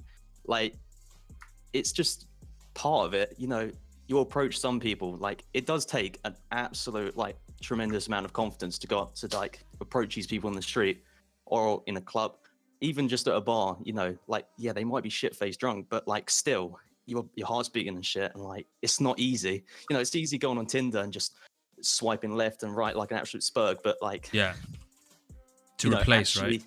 Yeah, the actual, like, confidence, well, not the confidence, but the actual, like, you'll stick in that girl's brain so much more than just some random dude that she's got hundreds of people in the DMs. Like, you think, oh, this girl's not responded to my messages for like 4 or 5 hours. Yeah, that's because she's messaging people that are, you know, more attractive, have more money, you know, can actually, she knows she can take advantage of. And it's unfortunate with modern dating, and I hate it. Yeah, man, that's the reality of it. I mean, Yeah. there's so many factors to it, and I think when you adopt this mindset that it's also like, irrespective of whether they like me or they don't, I will be fine. You adopt that mindset, bruh, like you've already won the battle. Yeah. You've won the battle right there, because you also realize that it's not your problem. It's not your issue if that person feels a certain way or whatever. Whatever their issue is, like, who gives a shit? You're no longer part of like that universe, if you know, so to speak. You're no longer part of like that world where you're entertaining the possibility of you and the other person. You just you just go back to your center, and then you just carry on. And that's brilliant, bro. I'm fucking proud of you for that, because there's so many guys that would have folded and crumbled. I mean, even like I just put that in the chat too. I had a little moment as well. I had a moment where I was like, well, like this girl that I met, you know, she's a pretty nice gym girl, etc. Said she was gonna meet up with me, and we go get a session in. I was like, cool, no worries, no stress. Of course, social media is just absolutely everywhere, to the point where it gets toxic. Like, you can't not see things. So yeah, I was like, oh, let's see her IG story. She's in the gym by herself. I was like, oh, okay, cool. But like, no message as to like, oh, hey, let's go work out, etc. Even though she was really keen when we spoke in person. And then I was like, okay, well, that happened, I guess. And I just went to the gym and just rocked my own workout, and there, boom, done. Yeah. Because it's not my problem. I got hard smoked by a girl that I talked to at a gym, bro. Oh my god, it's brutal. She like fucking Gym girls are elite, man. yeah. She straight up just blocked me, man. I was like, fuck. Just I like, kid bitch. you not, I have not approached one girl in the gym, but I've approached like, I'd say a good 50 plus now since October. Yeah. Because I cut down from 16 stone to 11 stone, so I was a pretty big boy, to be honest. And then obviously getting confidence and that, started going to the gym, hitting it properly, you know, eating clean and that. So obviously gained a lot of confidence, but like the one thing that I also say is like this whole rejection, like I crave it now almost. Like it's an addiction for me now, because I feel like I get almost like a kick off of it, because I feel like, oh, well, I'm going to improve myself. Like I'm going to prove to these people that, you know, maybe I'm not worth it now, but someday I will be. And that's another thing that, yeah. Another thing that I will say is determination is so much more important than confidence and body language. Like you have to be in that mindset that you want to be going out with this girl. You want to be dating them. You know, great, you can have one night stand in that, but no, you want to be with this girl. You have to have that mindset. Yeah, 100%. That literally just brought this thought to mind. So a lot of people seem to think that you either have it or you don't when it comes to confidence, and that couldn't be further from the truth. Yeah, confidence is a skill. I've read from the game, so Yeah. I don't recommend reading it, you know, because it's not the best book, but I read it when I was just starting out. So this was like January time last year. Yeah. Yeah, it teaches you how to like approach, and sure, some of it can be used, but most of it's pretty useless now. But the one thing that I will say in the entire book, oh, my mind's gone fucking blank. Oh, good, bro. Yeah, is the fact that you don't have to have game, and this is the one thing I found. You don't have to have pickup lines. You don't have to have, you know, all these predestined, you know, like routines and all this shit out. Honestly, just ask a girl in public, how's your day going? By far, this could be working the most. You don't need to do anything else, because they could be having a shit day. And then you can ask them why. These people, they're human after all. They're, you know, they're just another human. You don't have to alienate them. So that's really important as well. Yeah. That's actually really crucial, especially like since we're sort of like touching on like dating. It's so important to come to the realization that a girl so this is what I run through my mind, especially when I'm like approaching a girl that's considered to be like a bit of a baddie, you know, she's hot or whatever it is, right? And I've actually had a few success stories with this, where before I do that, I'd like run this through my head. I'm like, you know what, she's a human being. She got out of bed this morning. She probably took a shit, right? Just the same way that I did. Okay? Women don't shit, bro. Well, yeah, I mean, they're like mythical when it comes to stuff like that, right? They're not allowed to shit. They're not allowed. Less attractive, therefore. Yeah. Their farts smell like roses too, right? They fart like No, fairy they don't dust. fart either, bro. What are you talking about? Oh, they don't do none of that. Oh, yeah, You're, that's you're true. ruining it. Come on, please. This is all I have, bro. Please. But this is what I mean. Like you go back to something like so like ridiculous, because that just brings that whole this whole like scenario that you're building in your head to light. It's like, this is ridiculous. She's just another human being like me. The only thing that makes you feel intimidated is because it's the attraction that you are finding. It's the attraction that your body is naturally registering, like to this woman. But it's like the little Jeffrey brain and the subconscious that believes, oh, you don't deserve her. So to prove that you do deserve her, you're like, you know what, no, bullshit. Like you can just stay in the back. I'm gonna go forward. I'm gonna go into the front line. And you go and you put yourself out there. You put yourself at risk, right? And a lot of the times, yes, you get rejected, and it's not necessarily because you're quote unquote unattractive or ugly, even though we always tell ourselves that, because we are coming from a very linear point of view. Women operate very differently, man. Like women are not like as so like A to B as we are. They're not like, oh yeah, like he's a hot guy or whatever. Yeah, okay, I like him. I'll give him my number. She could be having a shit day. She could be on a menstrual cycle. She could have just found out that her dad was involved in a fucking car accident and she's on her way to hospital. Maybe she's actually got a boyfriend and her boyfriend's been a bit of a twat to her. So she's like, she could give you her number and then later on you find out that she's got a boyfriend because she feels guilty or whatever. You know, true. This is also a true story that happened to me, and I was like, oh, okay, well, that's awkward.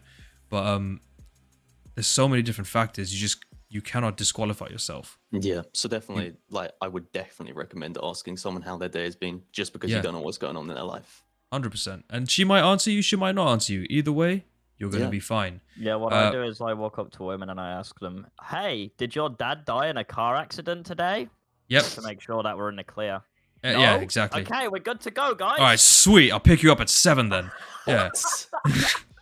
Diogo asked us a question, Joe. He says, can we talk about the difference of discipline and desire, but the importance of having both in life? That's a pretty well presented question, man.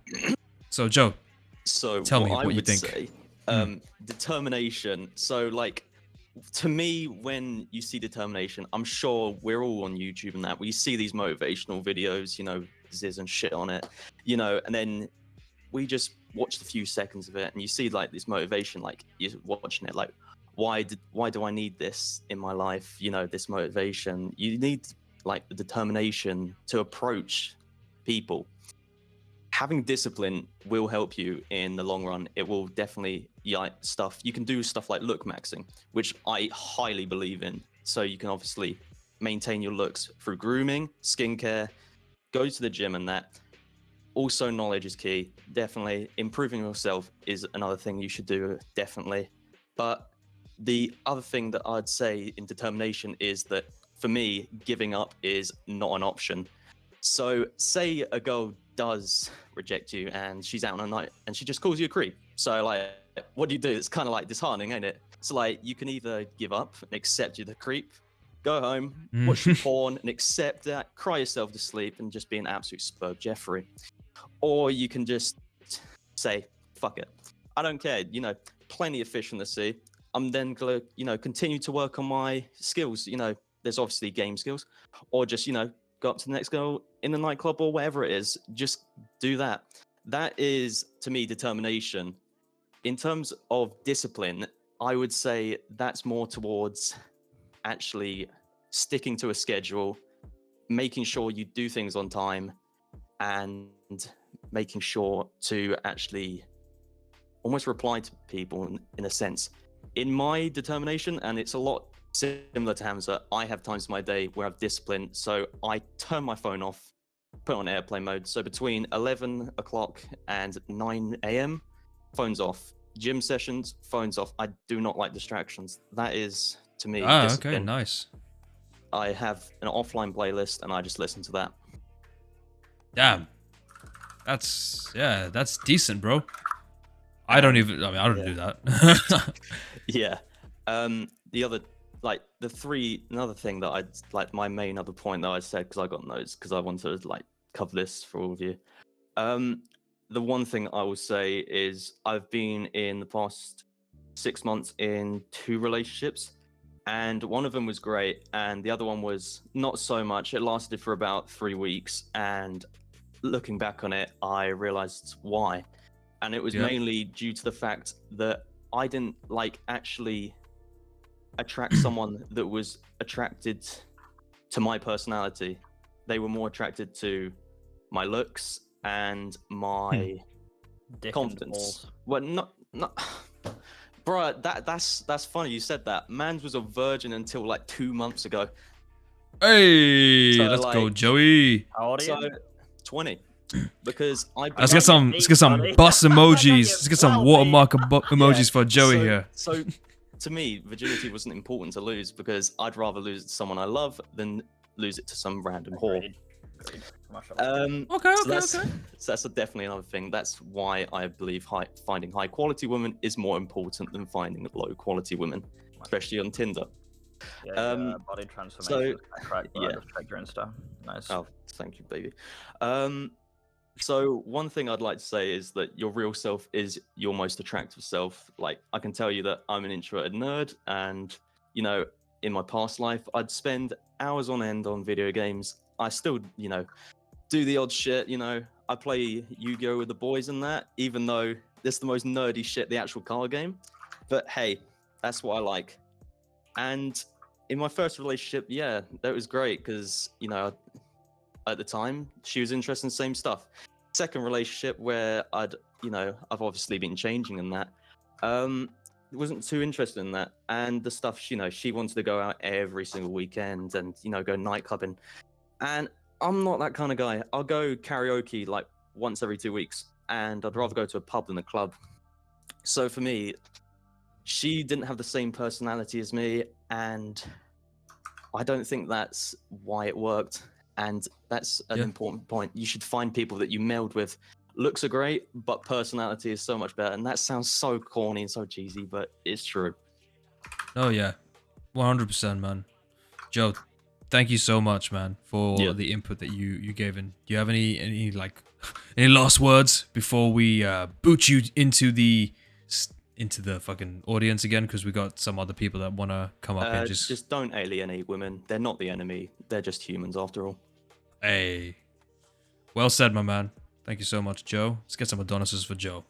Some really good input, man. You guys honestly have got some serious skills that I mean, some of you guys are only like 14, 15. I wish that I had this accessible to me when I was that age. Minecraft, bro. Like I was playing fucking Minecraft. You guys out here in a fucking self-improvement Discord, like talking to bitches and shit. I was playing Minecraft, okay? Yeah, exactly. Like, goddamn, bro. At 15, I was that kid. I was that toxic kid in the Modern Warfare 2 lobby that used to say, "I fucked your mom."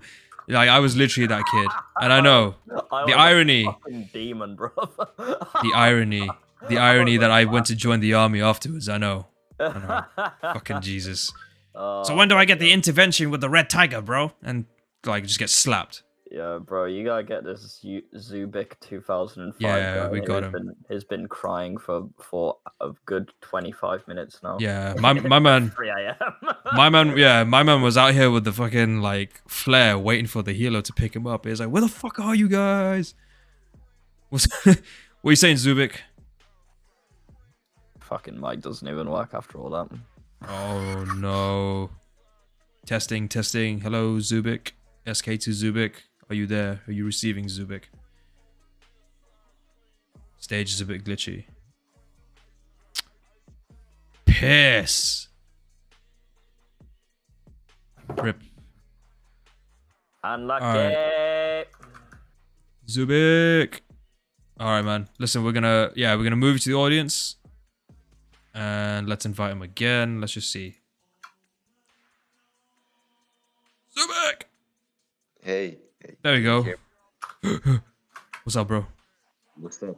I'm fine. Like you. Good, mate. Good. So tell us, man, how you... Well, first of all, thank you for sitting in on the lecture. Thank you for being so patient. I know you were kind of like hanging on a lifeline, man. So tell us what's going on. So about the Jeffrey Brain thing, right? Yeah. So this situation happened to me like 2 days ago. So I was out in the street, going home, and I see these two cute girls. Yeah. Yeah. And uh, so before I tell the story, let me tell you my story, like who I was, what I was like. So it was like last year, January, like so. Well, I was insecure about everything. I was like gamer, like a proper Jeffrey, a fat Jeffrey, right? So, and I looked in the mirror and I was disgusted by myself. So I started working out, and eventually I built myself up. I mean, I am now like a jacked and all that. Mm-hmm.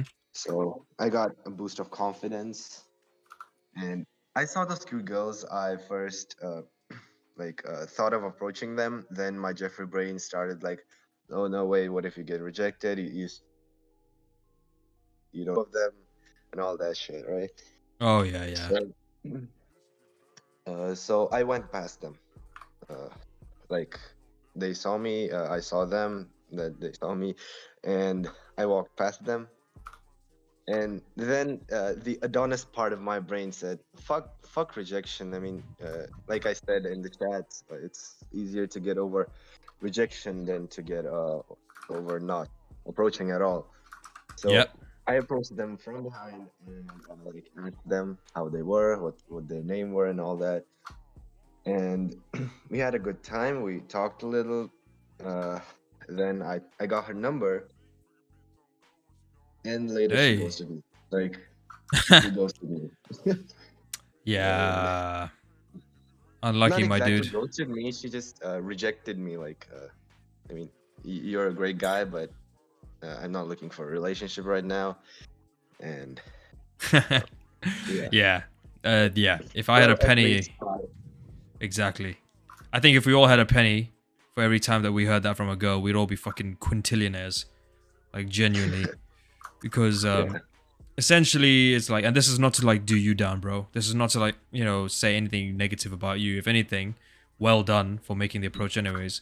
But if there's one thing that I've learned, I'm just gonna impart a little bit of my like knowledge here, which I'll go deeper in because I'll actually do like a lecture on like what I've learned from like dating in my life and like dating in the army and stuff. But when a girl tells you she's not looking for a relationship, what she basically means is she's just not interested in you.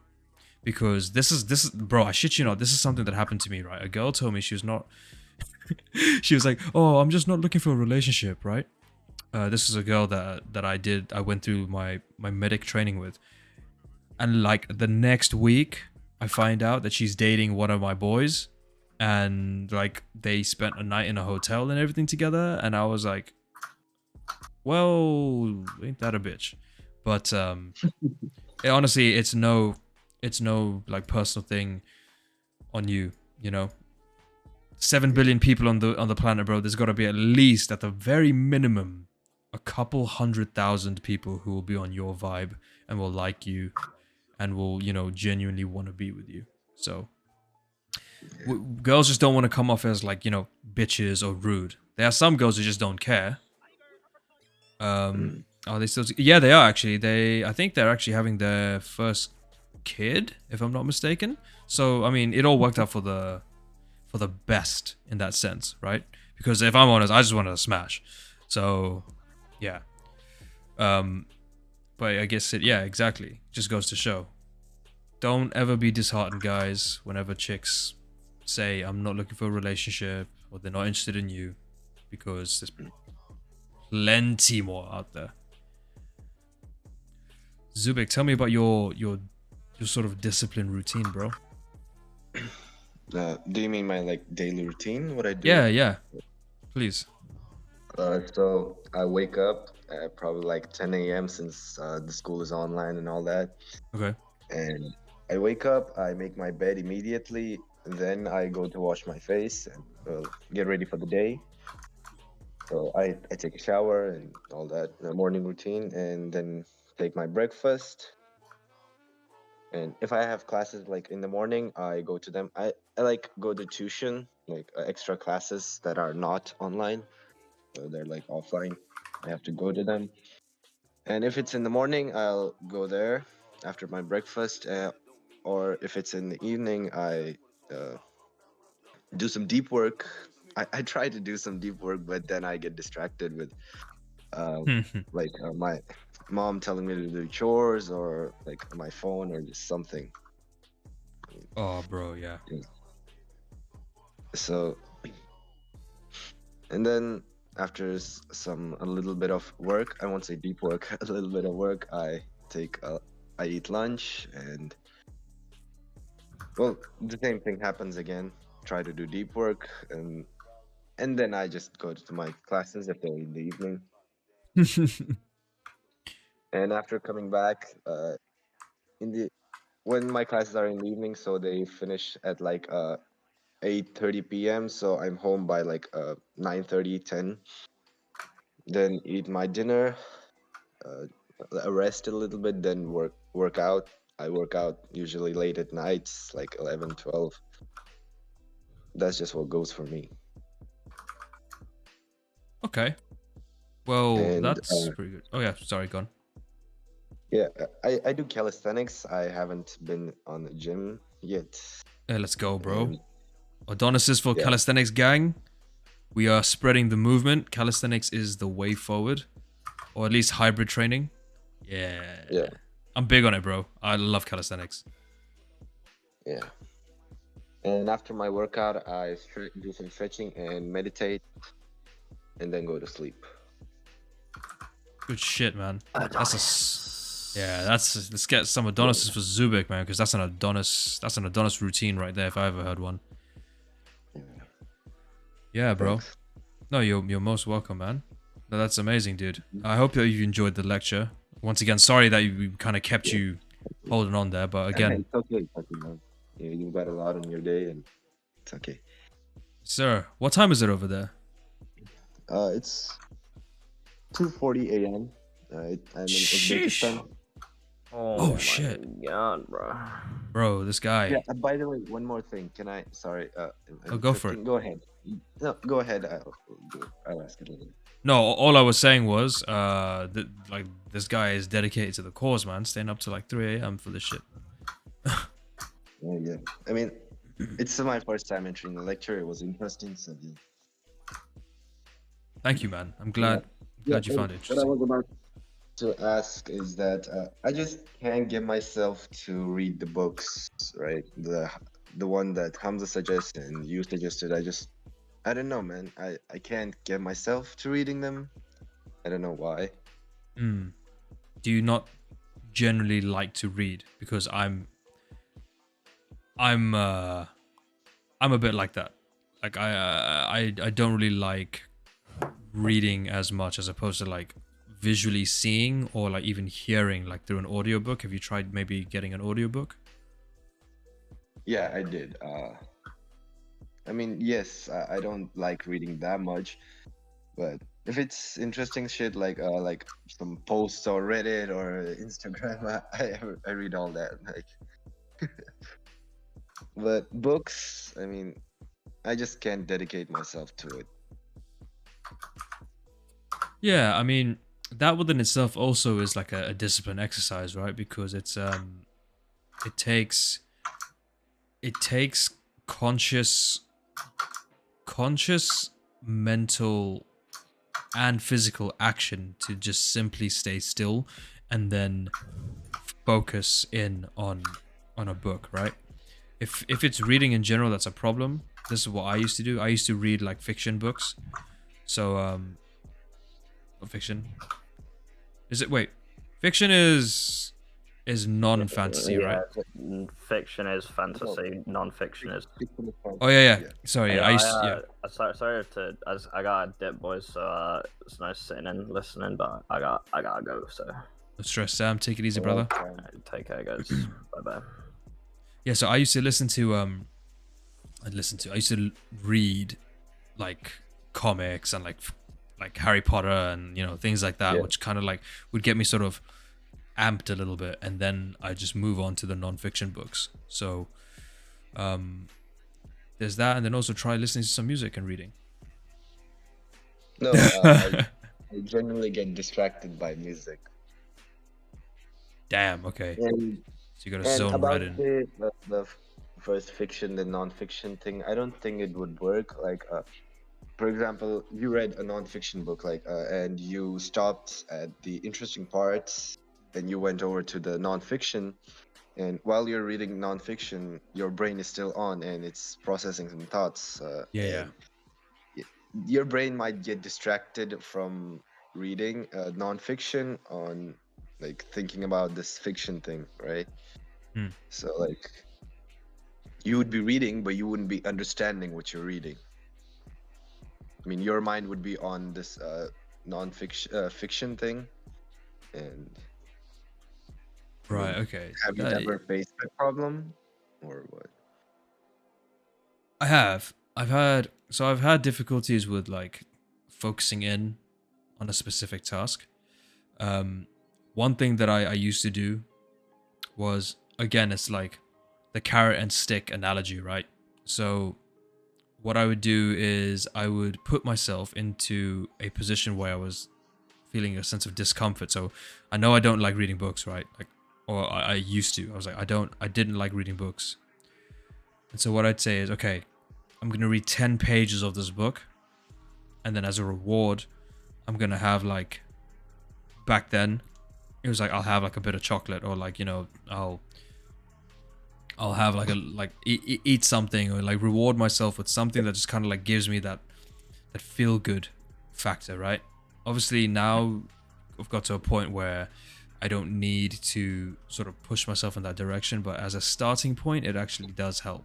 When you give yourself rewards for little things, it's like, go back to the mountain. If for example, reading that book is like the top of the mountain, you're at the base. If you just take it level by level, so I'm going to read 10 pages, okay, that's level 1. And then you can either take a break or like give yourself a little reward, like go and make yourself like a drink, or, you know, have something to eat, or watch a YouTube video, anything that's going to just kind of help break up the boredom and the like monotonous droning on, and then do the next 10 pages and then carry on until next thing you know, you don't need it so much, and then you've read the entire book. Yeah, thanks, man, for the advice. Definitely Nah. try it out. You're welcome, bro. Just remember, everything is a very stepwise process. You take a big problem, break it down into smaller digestible pieces, and honestly, the world, like, you can conquer the world. Like, I genuinely believe that.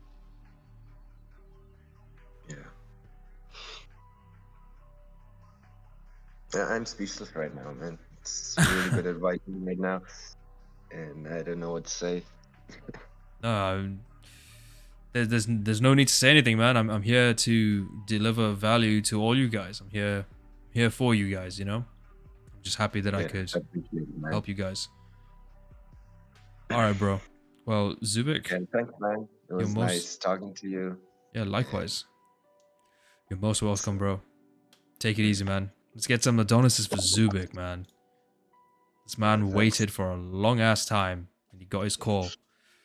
Yeah. All right. Well, have a good day. It's a good night. I'll try to sleep a little more today. For sure, brother. All right, man. Take it easy. Thanks, man. Peace, bro. Yeah. Nice, man. Appreciate it. Appreciate you guys all just like sticking here and let me deliver this lecture, because I've been thinking about doing something like this for a while. Okay, so I'm gonna take 2 more, okay, because I desperately need to go and eat. So I'm going to invite up Villainous, because I saw his hand. He's actually one of the first guys to put his hands up. So let's get Villainous in here. Yo. Villainous, what's good, bro? Nothing much. I'm dead ass in the parking lot of my fucking retail job. Oh shit. But, yeah, can you guys hear me well? Or am I a little quiet? I hear you loud and clear, brother. All Everybody right. receiving? Yeah, receiving. Go ahead, bro. Send it. All right, so like really quick, like a little tip of advice. I kind of want to like speak on it quickly for like any creatives, like video editors, graphic designers, stuff like that. Oh yeah. Because what I do, I'm a like aspiring graphic designer. What I do to like keep myself from getting distracted by like Twitter, YouTube, shit like that, is I have like I have created folders of like resources I use, whether it's like mock-ups, like renders, GFX packs, etc. I have them grouped into like different folders that I created in like the download area of my PC, and then I like create desktop shortcuts for them, and I put them on my second monitor, so that instead of like, you know, maybe like fucking around on Twitter for a little bit, then YouTube, then getting the resources, I just know where they are. I go straight to the my second monitor, click on the shortcut, grab what I need, and then I get rolling. And then also another thing is to not be distracted by the phone. Usually, because I work at my desk, I usually like throw it like far away on my bed, so that I would have to like go out of my way to like go grab the phone, like roll my chair towards my bed and all that shit. So Yeah, that's yeah. what keeps me from getting distracted on like the creative stuff. Although to be honest, when it comes to like physical activity, I would always go straight to the gym before this my county had this stupid ass vax mandate. But I have been slacking. So I want to ask real quick for like an accountability partner to like start doing calisthenics, because Oh yeah, I've yeah. been, consciously thinking about doing calisthenics, and then I've like had the, the Jeffrey brain that we've talked about during this lecture, like, be like, oh, don't do calisthenics, it's not as good as the gym, blah blah blah. So like starting today, I want to like actually, get on calisthenics and stay on it until, I can actually, go back to the gym, not have to do it with like a vax mandate. Then of course, go back to the gym and go hard in the gym like I used to. Yeah, man. Well, you called for an accountability partner, and the squad has spoken. You got some people here who are like, "Yep, happy to help."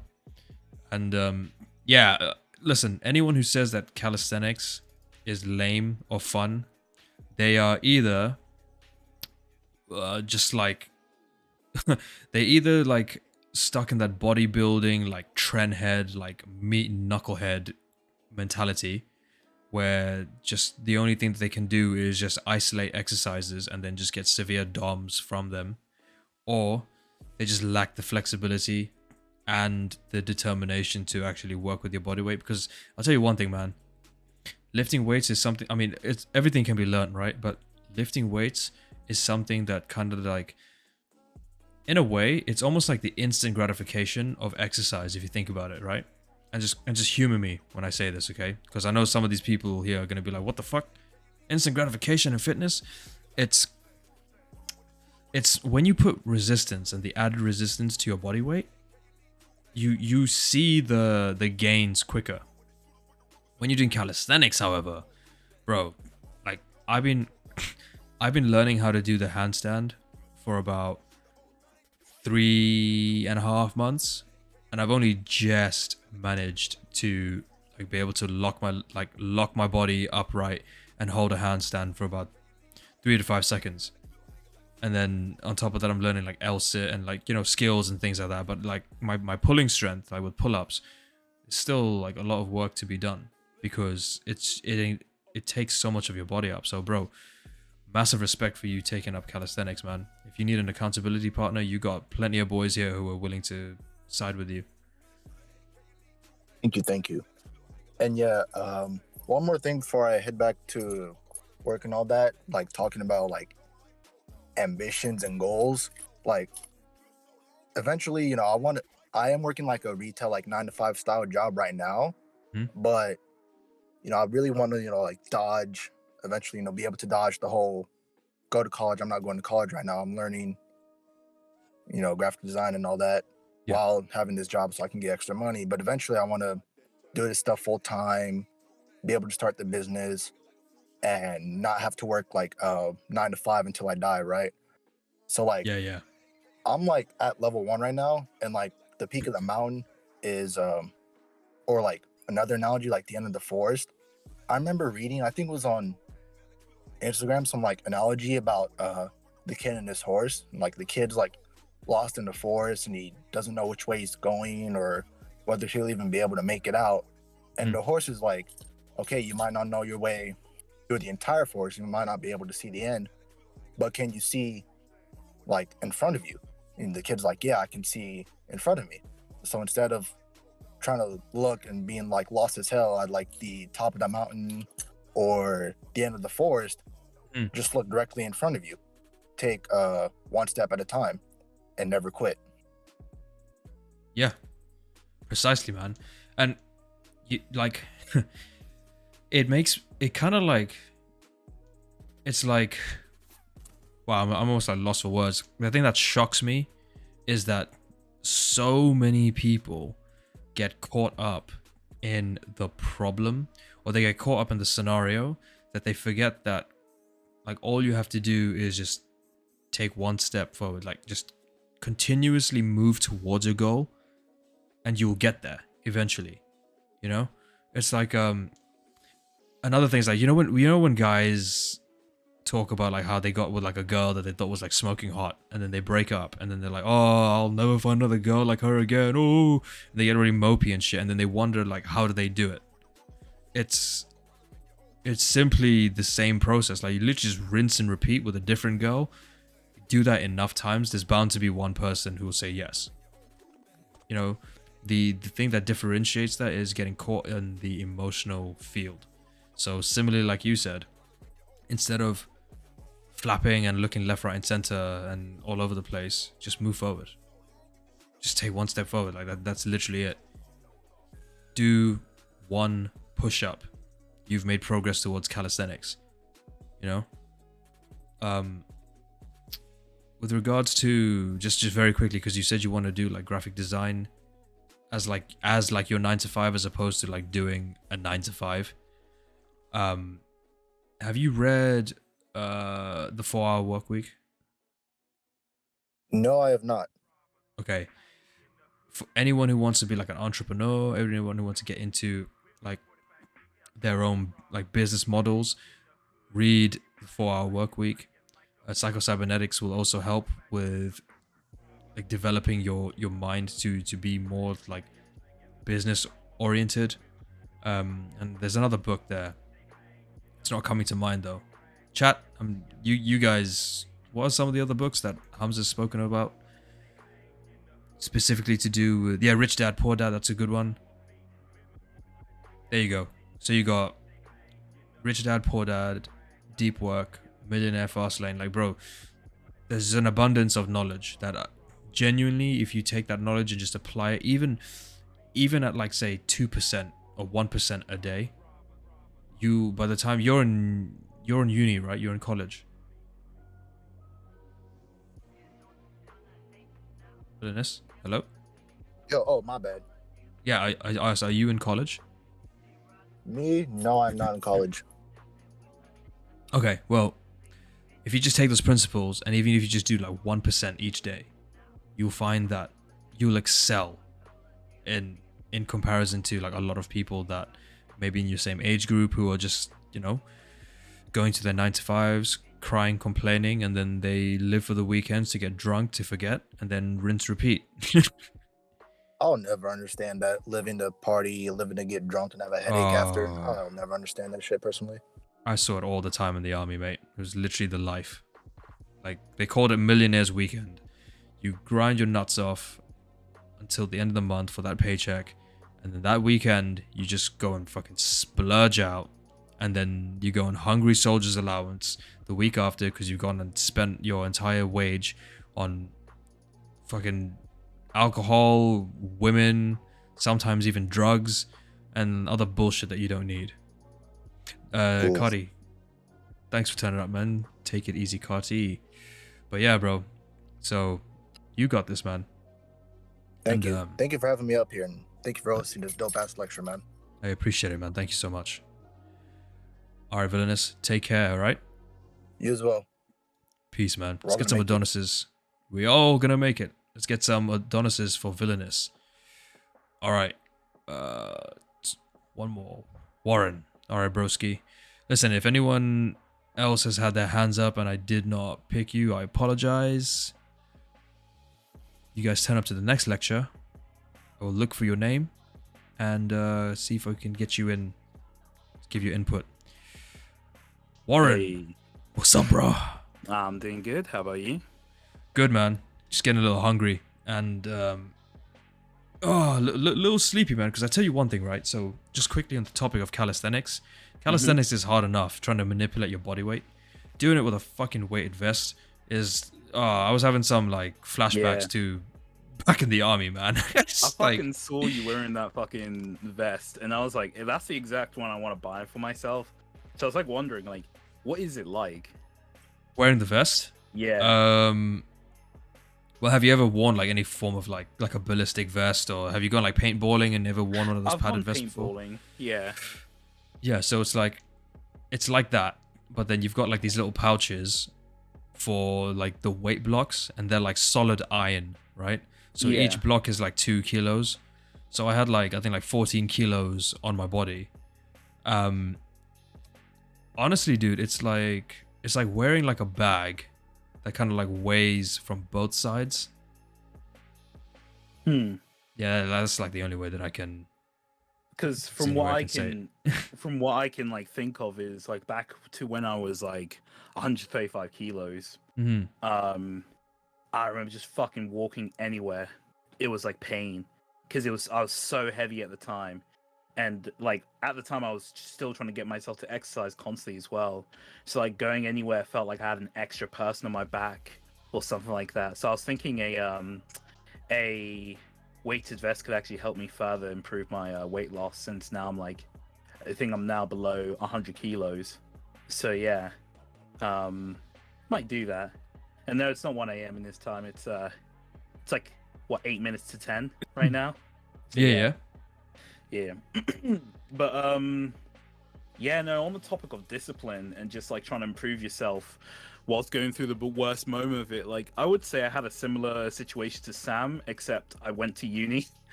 Oh yeah. Although the way I did get into uni is a bit different though, because I went into uni without any qualifications. They didn't even look at my GCSEs or anything. It was purely based on skill, because it was a graphic design course, and they looked at my portfolio and they were like, yeah, literally on the day he was like, yeah, I like you. You're gonna get in. And I remember on the day I was like fucking surprised. It was like, don't I need to prove my grades or anything? It was like, fuck no. Nope. You got good skills. You're in. Yeah. So Decent, man. but I am from like Sam's perspective, because like I was really depressed. I was living on my own at the time. You know, I was doing the whole like uni student fucking degenerate shit, like going out, getting drunk as fuck, then turning up to like uni lectures like late, and then you know you got a pounding headache, and you're trying to listen to the fucking tutor, and it's like it's absolute pain.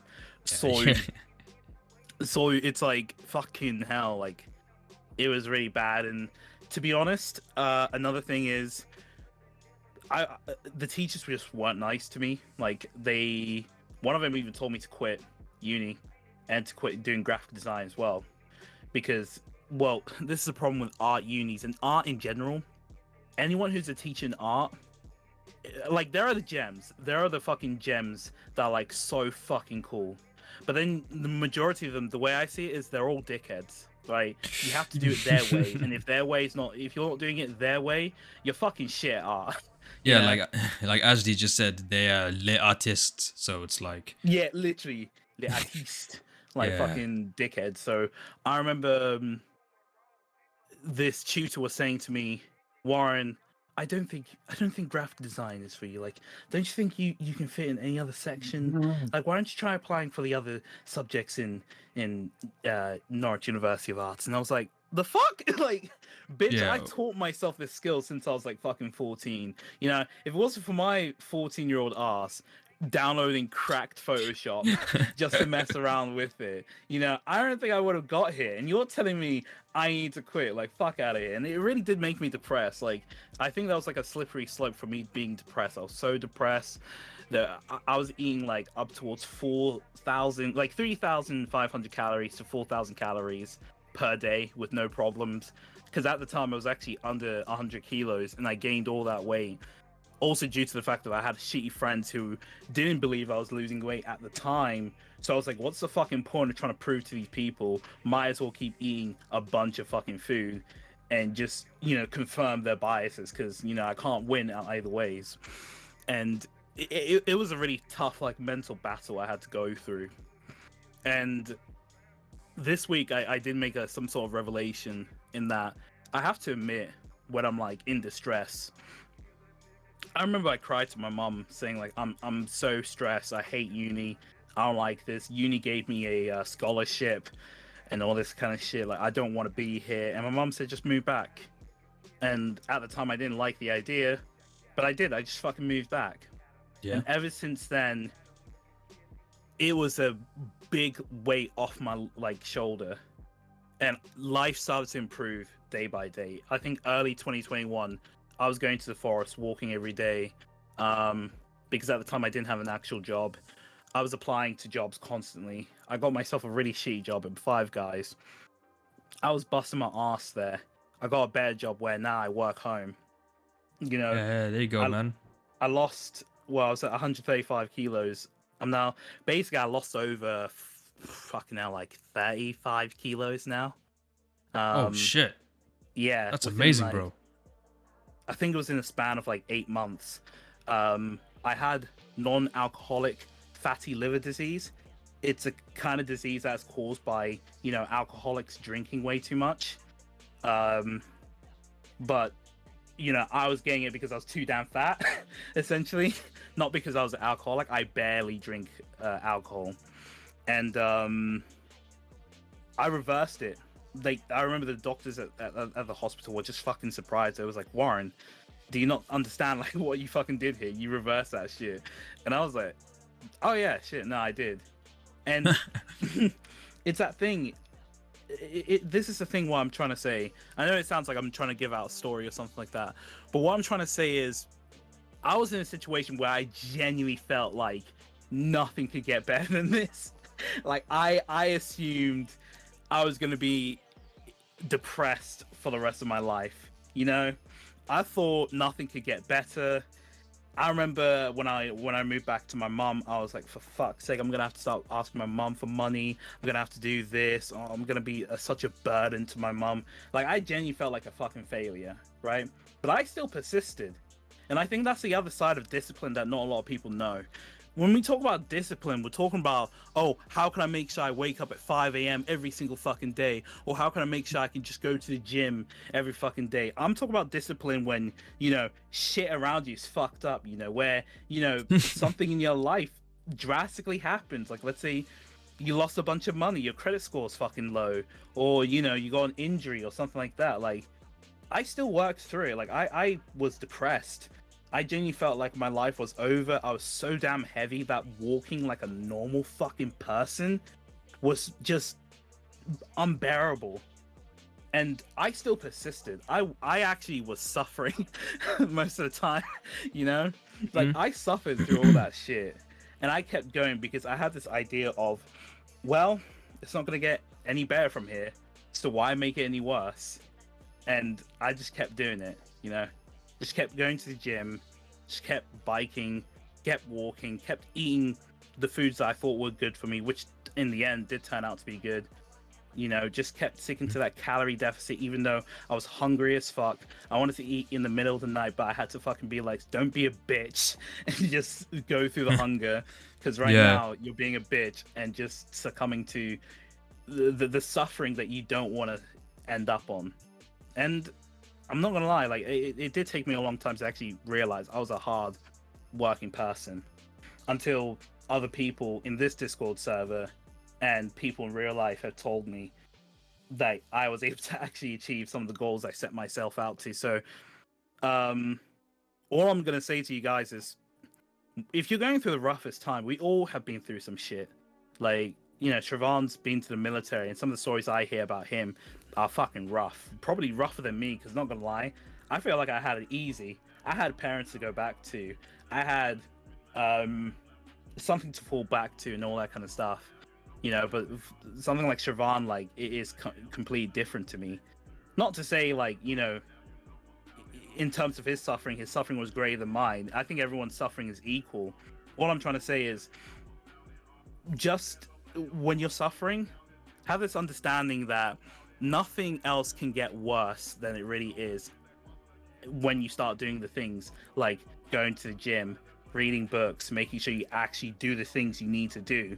Don't do it with the idea in mind of, oh, if I do this thing, I'll be better. Because when you fail, you're going to feel like shit. Just be like, I got to do it. If I fucking fail, that's tough shit. Got to keep doing it. And that's how I would approach discipline myself. Yeah, that's perfect, man. I mean, essentially what you just described is like that very do or die mentality. And when when you basically say, like, you know what, this is it, that is the ultimate test, right? It's the ultimate. It is literally like, well, that's you going to war. It is kill or be killed, right? Achieve the goal or fail miserably and end up like either reverting or submitting to a lifestyle that you know you're gonna hate. So you basically just resign yourself to death anyways, right? Exactly. Someone said David Goggins. Yeah, dude, this is like a David Goggins mentality right here. Wait, this really? is yeah. So someone said, "Ayo, David." Adji said, "Ayo, David Goggins mentality lecture." Oh, I mean, I just saw that. Yeah. But that is it, bro. That is literally it. And like people who don't understand it, people who will be like, oh yeah, but you're so extra, man. Like, why do you have to be that way? Like with me, like genuinely with me, when I'm lifting, like when I'm in the gym and I'm lifting weights and everything, because I know just where I want to take my body, and in turn where I want to take my mind.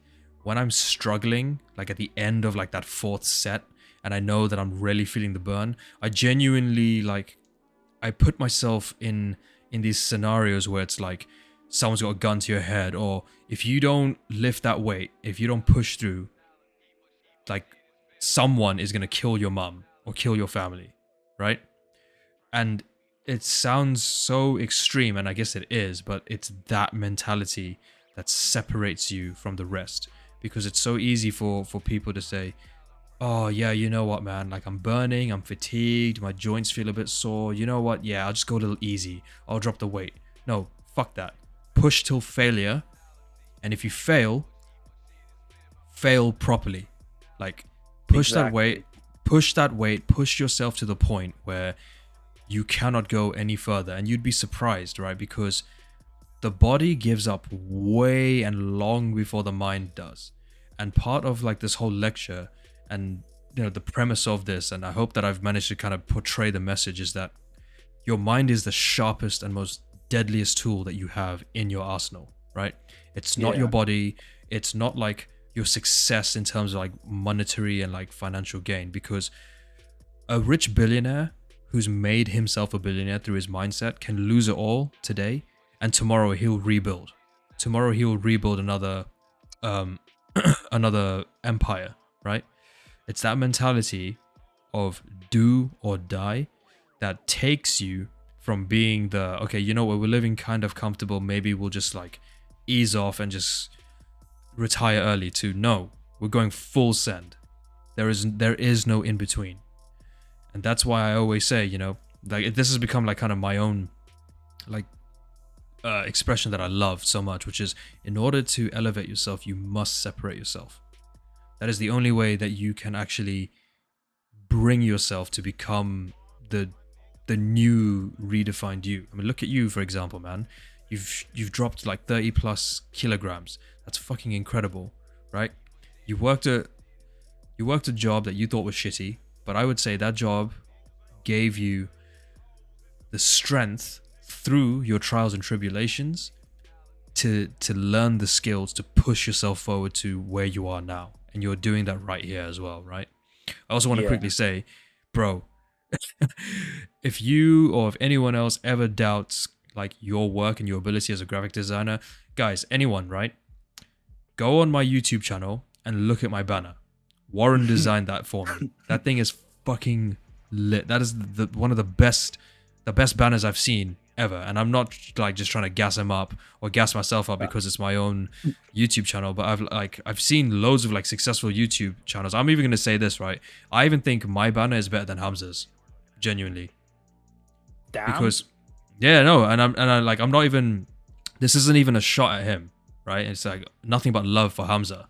But when you look at the creative art that goes into it, because I asked Warren for a very specific theme. I said, I want the banner to include my timeline, where I came from in the military to where I am now in terms of my niche, the thing that I teach, you know, the thing that I'm promoting on my own content, that I'm also doing as part of mentoring and mentorship, which is self-development through fitness, mindset, and spirituality. And spirituality is like further developed on cultivating healthier habits. And Warren captured all of that and put that into a banner.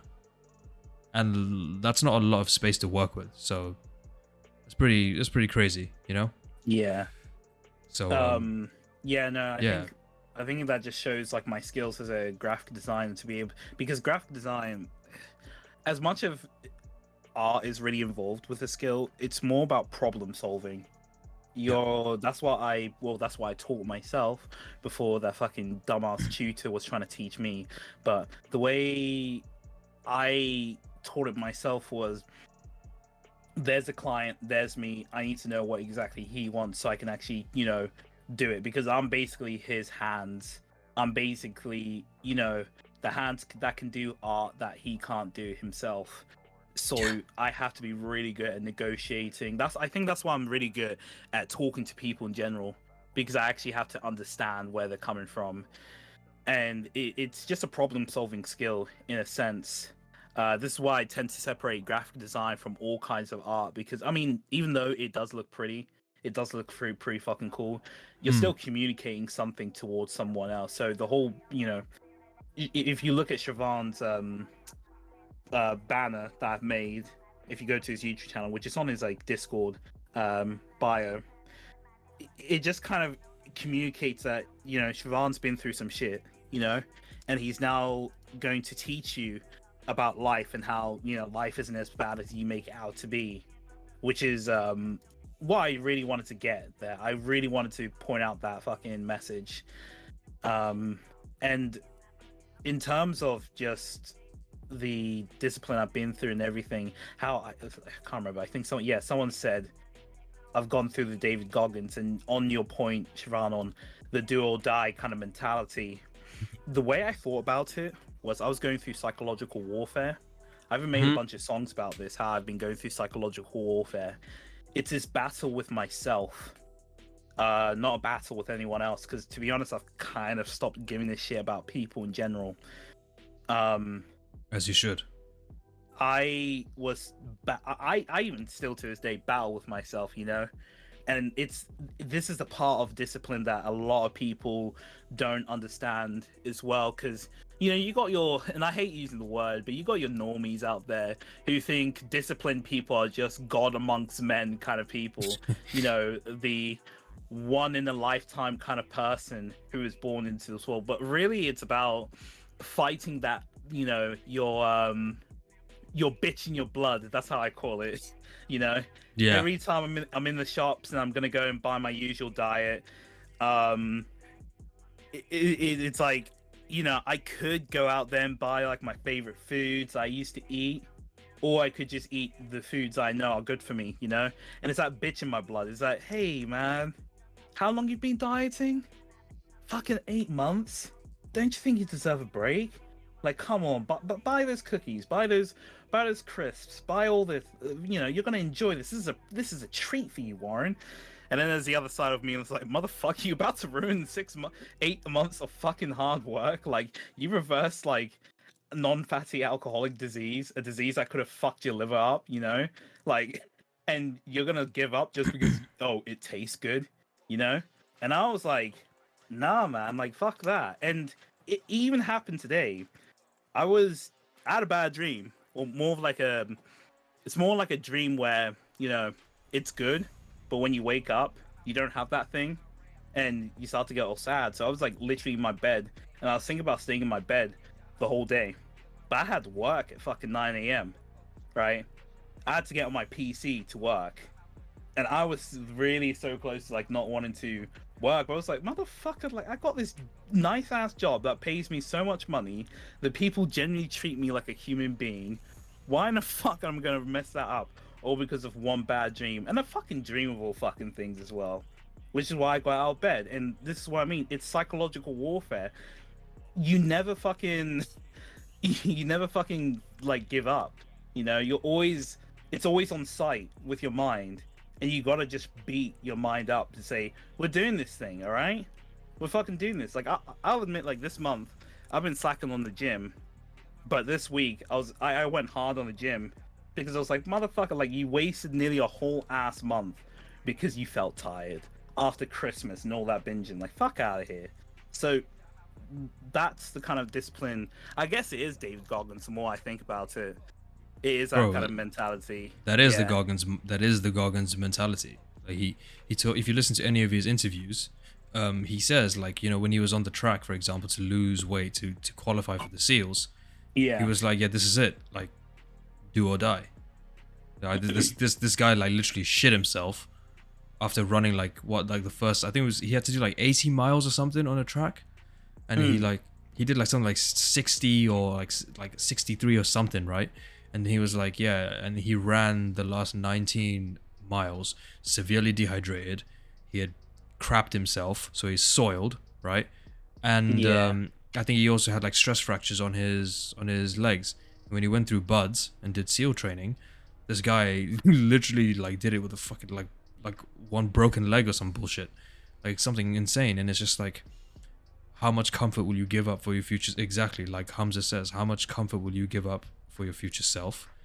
How much just how bad do you want it, man? Like that's what it fundamentally goes down to. I remember like my instructors used to always wake us up and like tell us that, especially when things were getting tough, you know. We used to have this sort of kind of this game that they used to play with us called It Pays to Be a Winner, where it literally is just like everybody's already like being smashed about, and then it's like, okay, so the first 3 to make it to the top of the hill don't have to run again. Everyone else has to run, and then you just do it a couple more times. And then when they could see that, you know, you're really worn down, they'll say, all right, how bad do you want it, boys? How bad do you want to get through this? You know, how bad do you want to be a soldier? How bad do you just whatever, man, adopt that mindset. And when you do that, not like on God, bro. Yeah. Something like talking to a girl is the least of your fucking problems. Like, you know. Honestly, with the whole girl thing, like, not gonna lie, I am quite damaged by females. Yeah. The only woman in my life who I truly trust, who I give unconditional love to, is my mother, obviously, because she's helped me a fuck ton. But that's the only woman I do give respect, and to be, and not to say like I'm some sort of like fucking incel or anything. I do see women as human beings or anything like that. I just choose not to engage in those sort of activities. Like I haven't had sex in like what 2 years now. I haven't masturbated since like what? Oh man, what was it like? I think November. Yeah. Damn, November. boy. 2 months no fap. Yeah, because I was like, the way I think about it is, they fucking emotionally mess you up, you know? They fucking make you emotionally weak in a way, and I feel like women are not the concern of most young guys in here. Like I assume most of you are still in your teens. Hell, even if you are 18, 19, that's still a teen to me, right? I feel like you don't have what it takes to actually be in like a relationship or anything like that, because you're just too damn young. Your prefrontal lobe cortex hasn't even developed as well, you know. It's like, why worry about what a girl thinks about you? Why worry about what a girl thinks of your value? Why do you put your value in women? You know, isn't it about improving on yourself and actually making you feel good about yourself? Like, a lot of you guys are saying, oh, I've got the David Goggins mindset. A lot of you guys are saying like, hey, that's fucking mad. But to me, that doesn't mean shit to me. You know, I'm like, I'm like 30 kilos. I was like, bro, I've still got more to lose. Like that ain't nothing, you know. And to a lot of people, that may seem toxic, right? But it's true. Like my goal weight is 80 kilos. I haven't finished the race until I reach 80 kilos. Therefore, I don't like to be congratulated for losing 30 kilos. Like, yeah, it is big. Don't get me wrong. It's a lot of hard work. But the hard work hasn't fucking stopped. It hasn't finished now. So we need to go for the hard work. And that's what I mean by with women. Like, why the fuck would I want these subpar women who are just like partying all the time, who just want to... And obviously, especially for a black man like me in the UK, with all these like white girls who want me for you know, specific thing. You all know that shit. You know, all the fucking orange YouTube type shit, right? Why would I want to settle for them when I could settle for better, right? It's this thing. It's this mindset of bettering yourself and actually going for a goal that you have to hit. Like, there's no such, in my opinion, there's no such thing as small victories. I think that's just the shit that women say these days to make people feel good about themselves. Like, oh no, you gotta, it's about those small victories, about the small wins. And I'm like, no, I haven't gotten there. Like, think about it, a marathon, right? Let's say you do a marathon and you did like, oh shit, yeah, I did 100, I don't know, I'm just throwing numbers out here.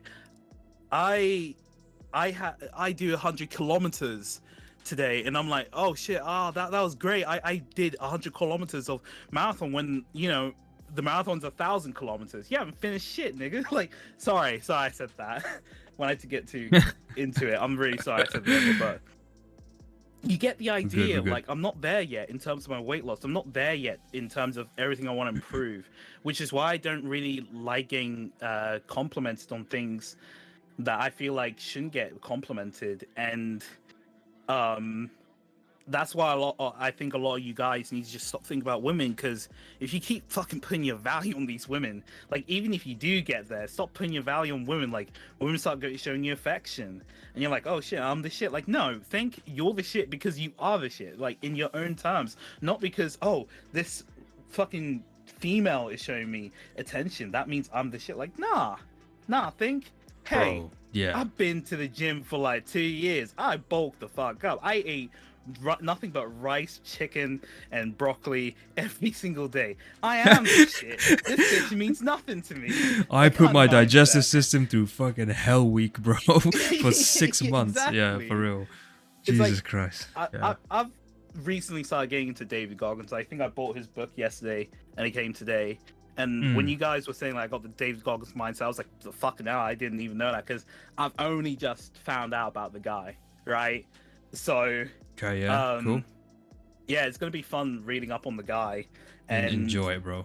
Yeah, enjoy it. And yeah, pretty much that's all I have to say, really. Just the way I would say to approach discipline is just think about your life as if it's suffering, and how can you make your life less sufferable in the long term. Yep, pretty much. That just goes back to the expression, you know, there are two pains in life. There's the pain of progress, and then there's the pain of staying the same. Pick your pain. As young men, this is one thing that we all need to really like bolt down, okay? As a young man, as a man in general, okay? Most of you are adolescents, you're growing to be young men, okay? You are entering a point in your life where society now views you as the future generation.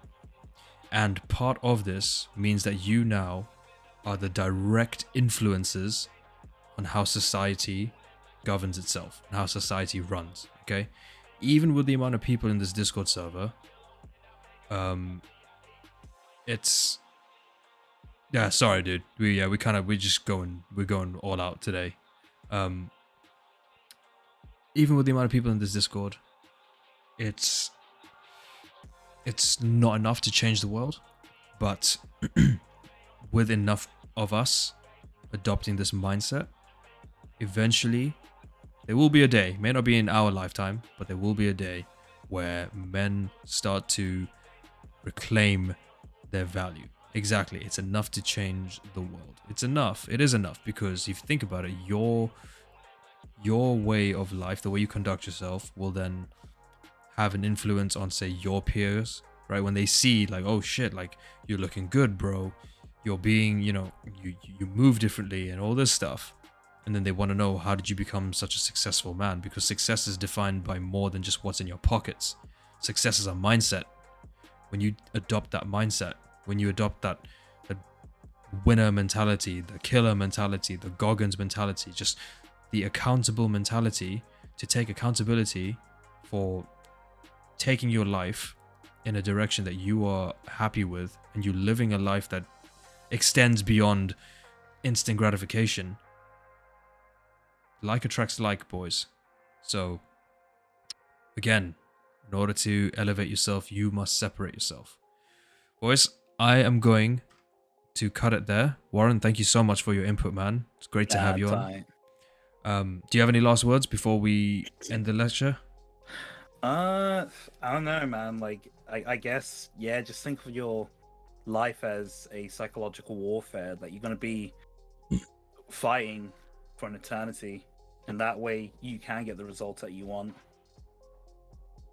Yeah, absolutely. Oni wants to. Okay, Oni, we can bring you on. Just spit your game for like 2 minutes, and then we gotta cut it, bro. Yeah. I'm gonna be quick. You All good, said bro. that we probably can't change the world, but I believe that one person can make a difference, can change the world. Let me explain. It's not so difficult to change the world. Like, let's say I help 10 people, and then those 10 people help 10 others. They know 10 others, and they help 10, and then they help 10 others. So we already reached 1,000,000 people, if you think about it like that.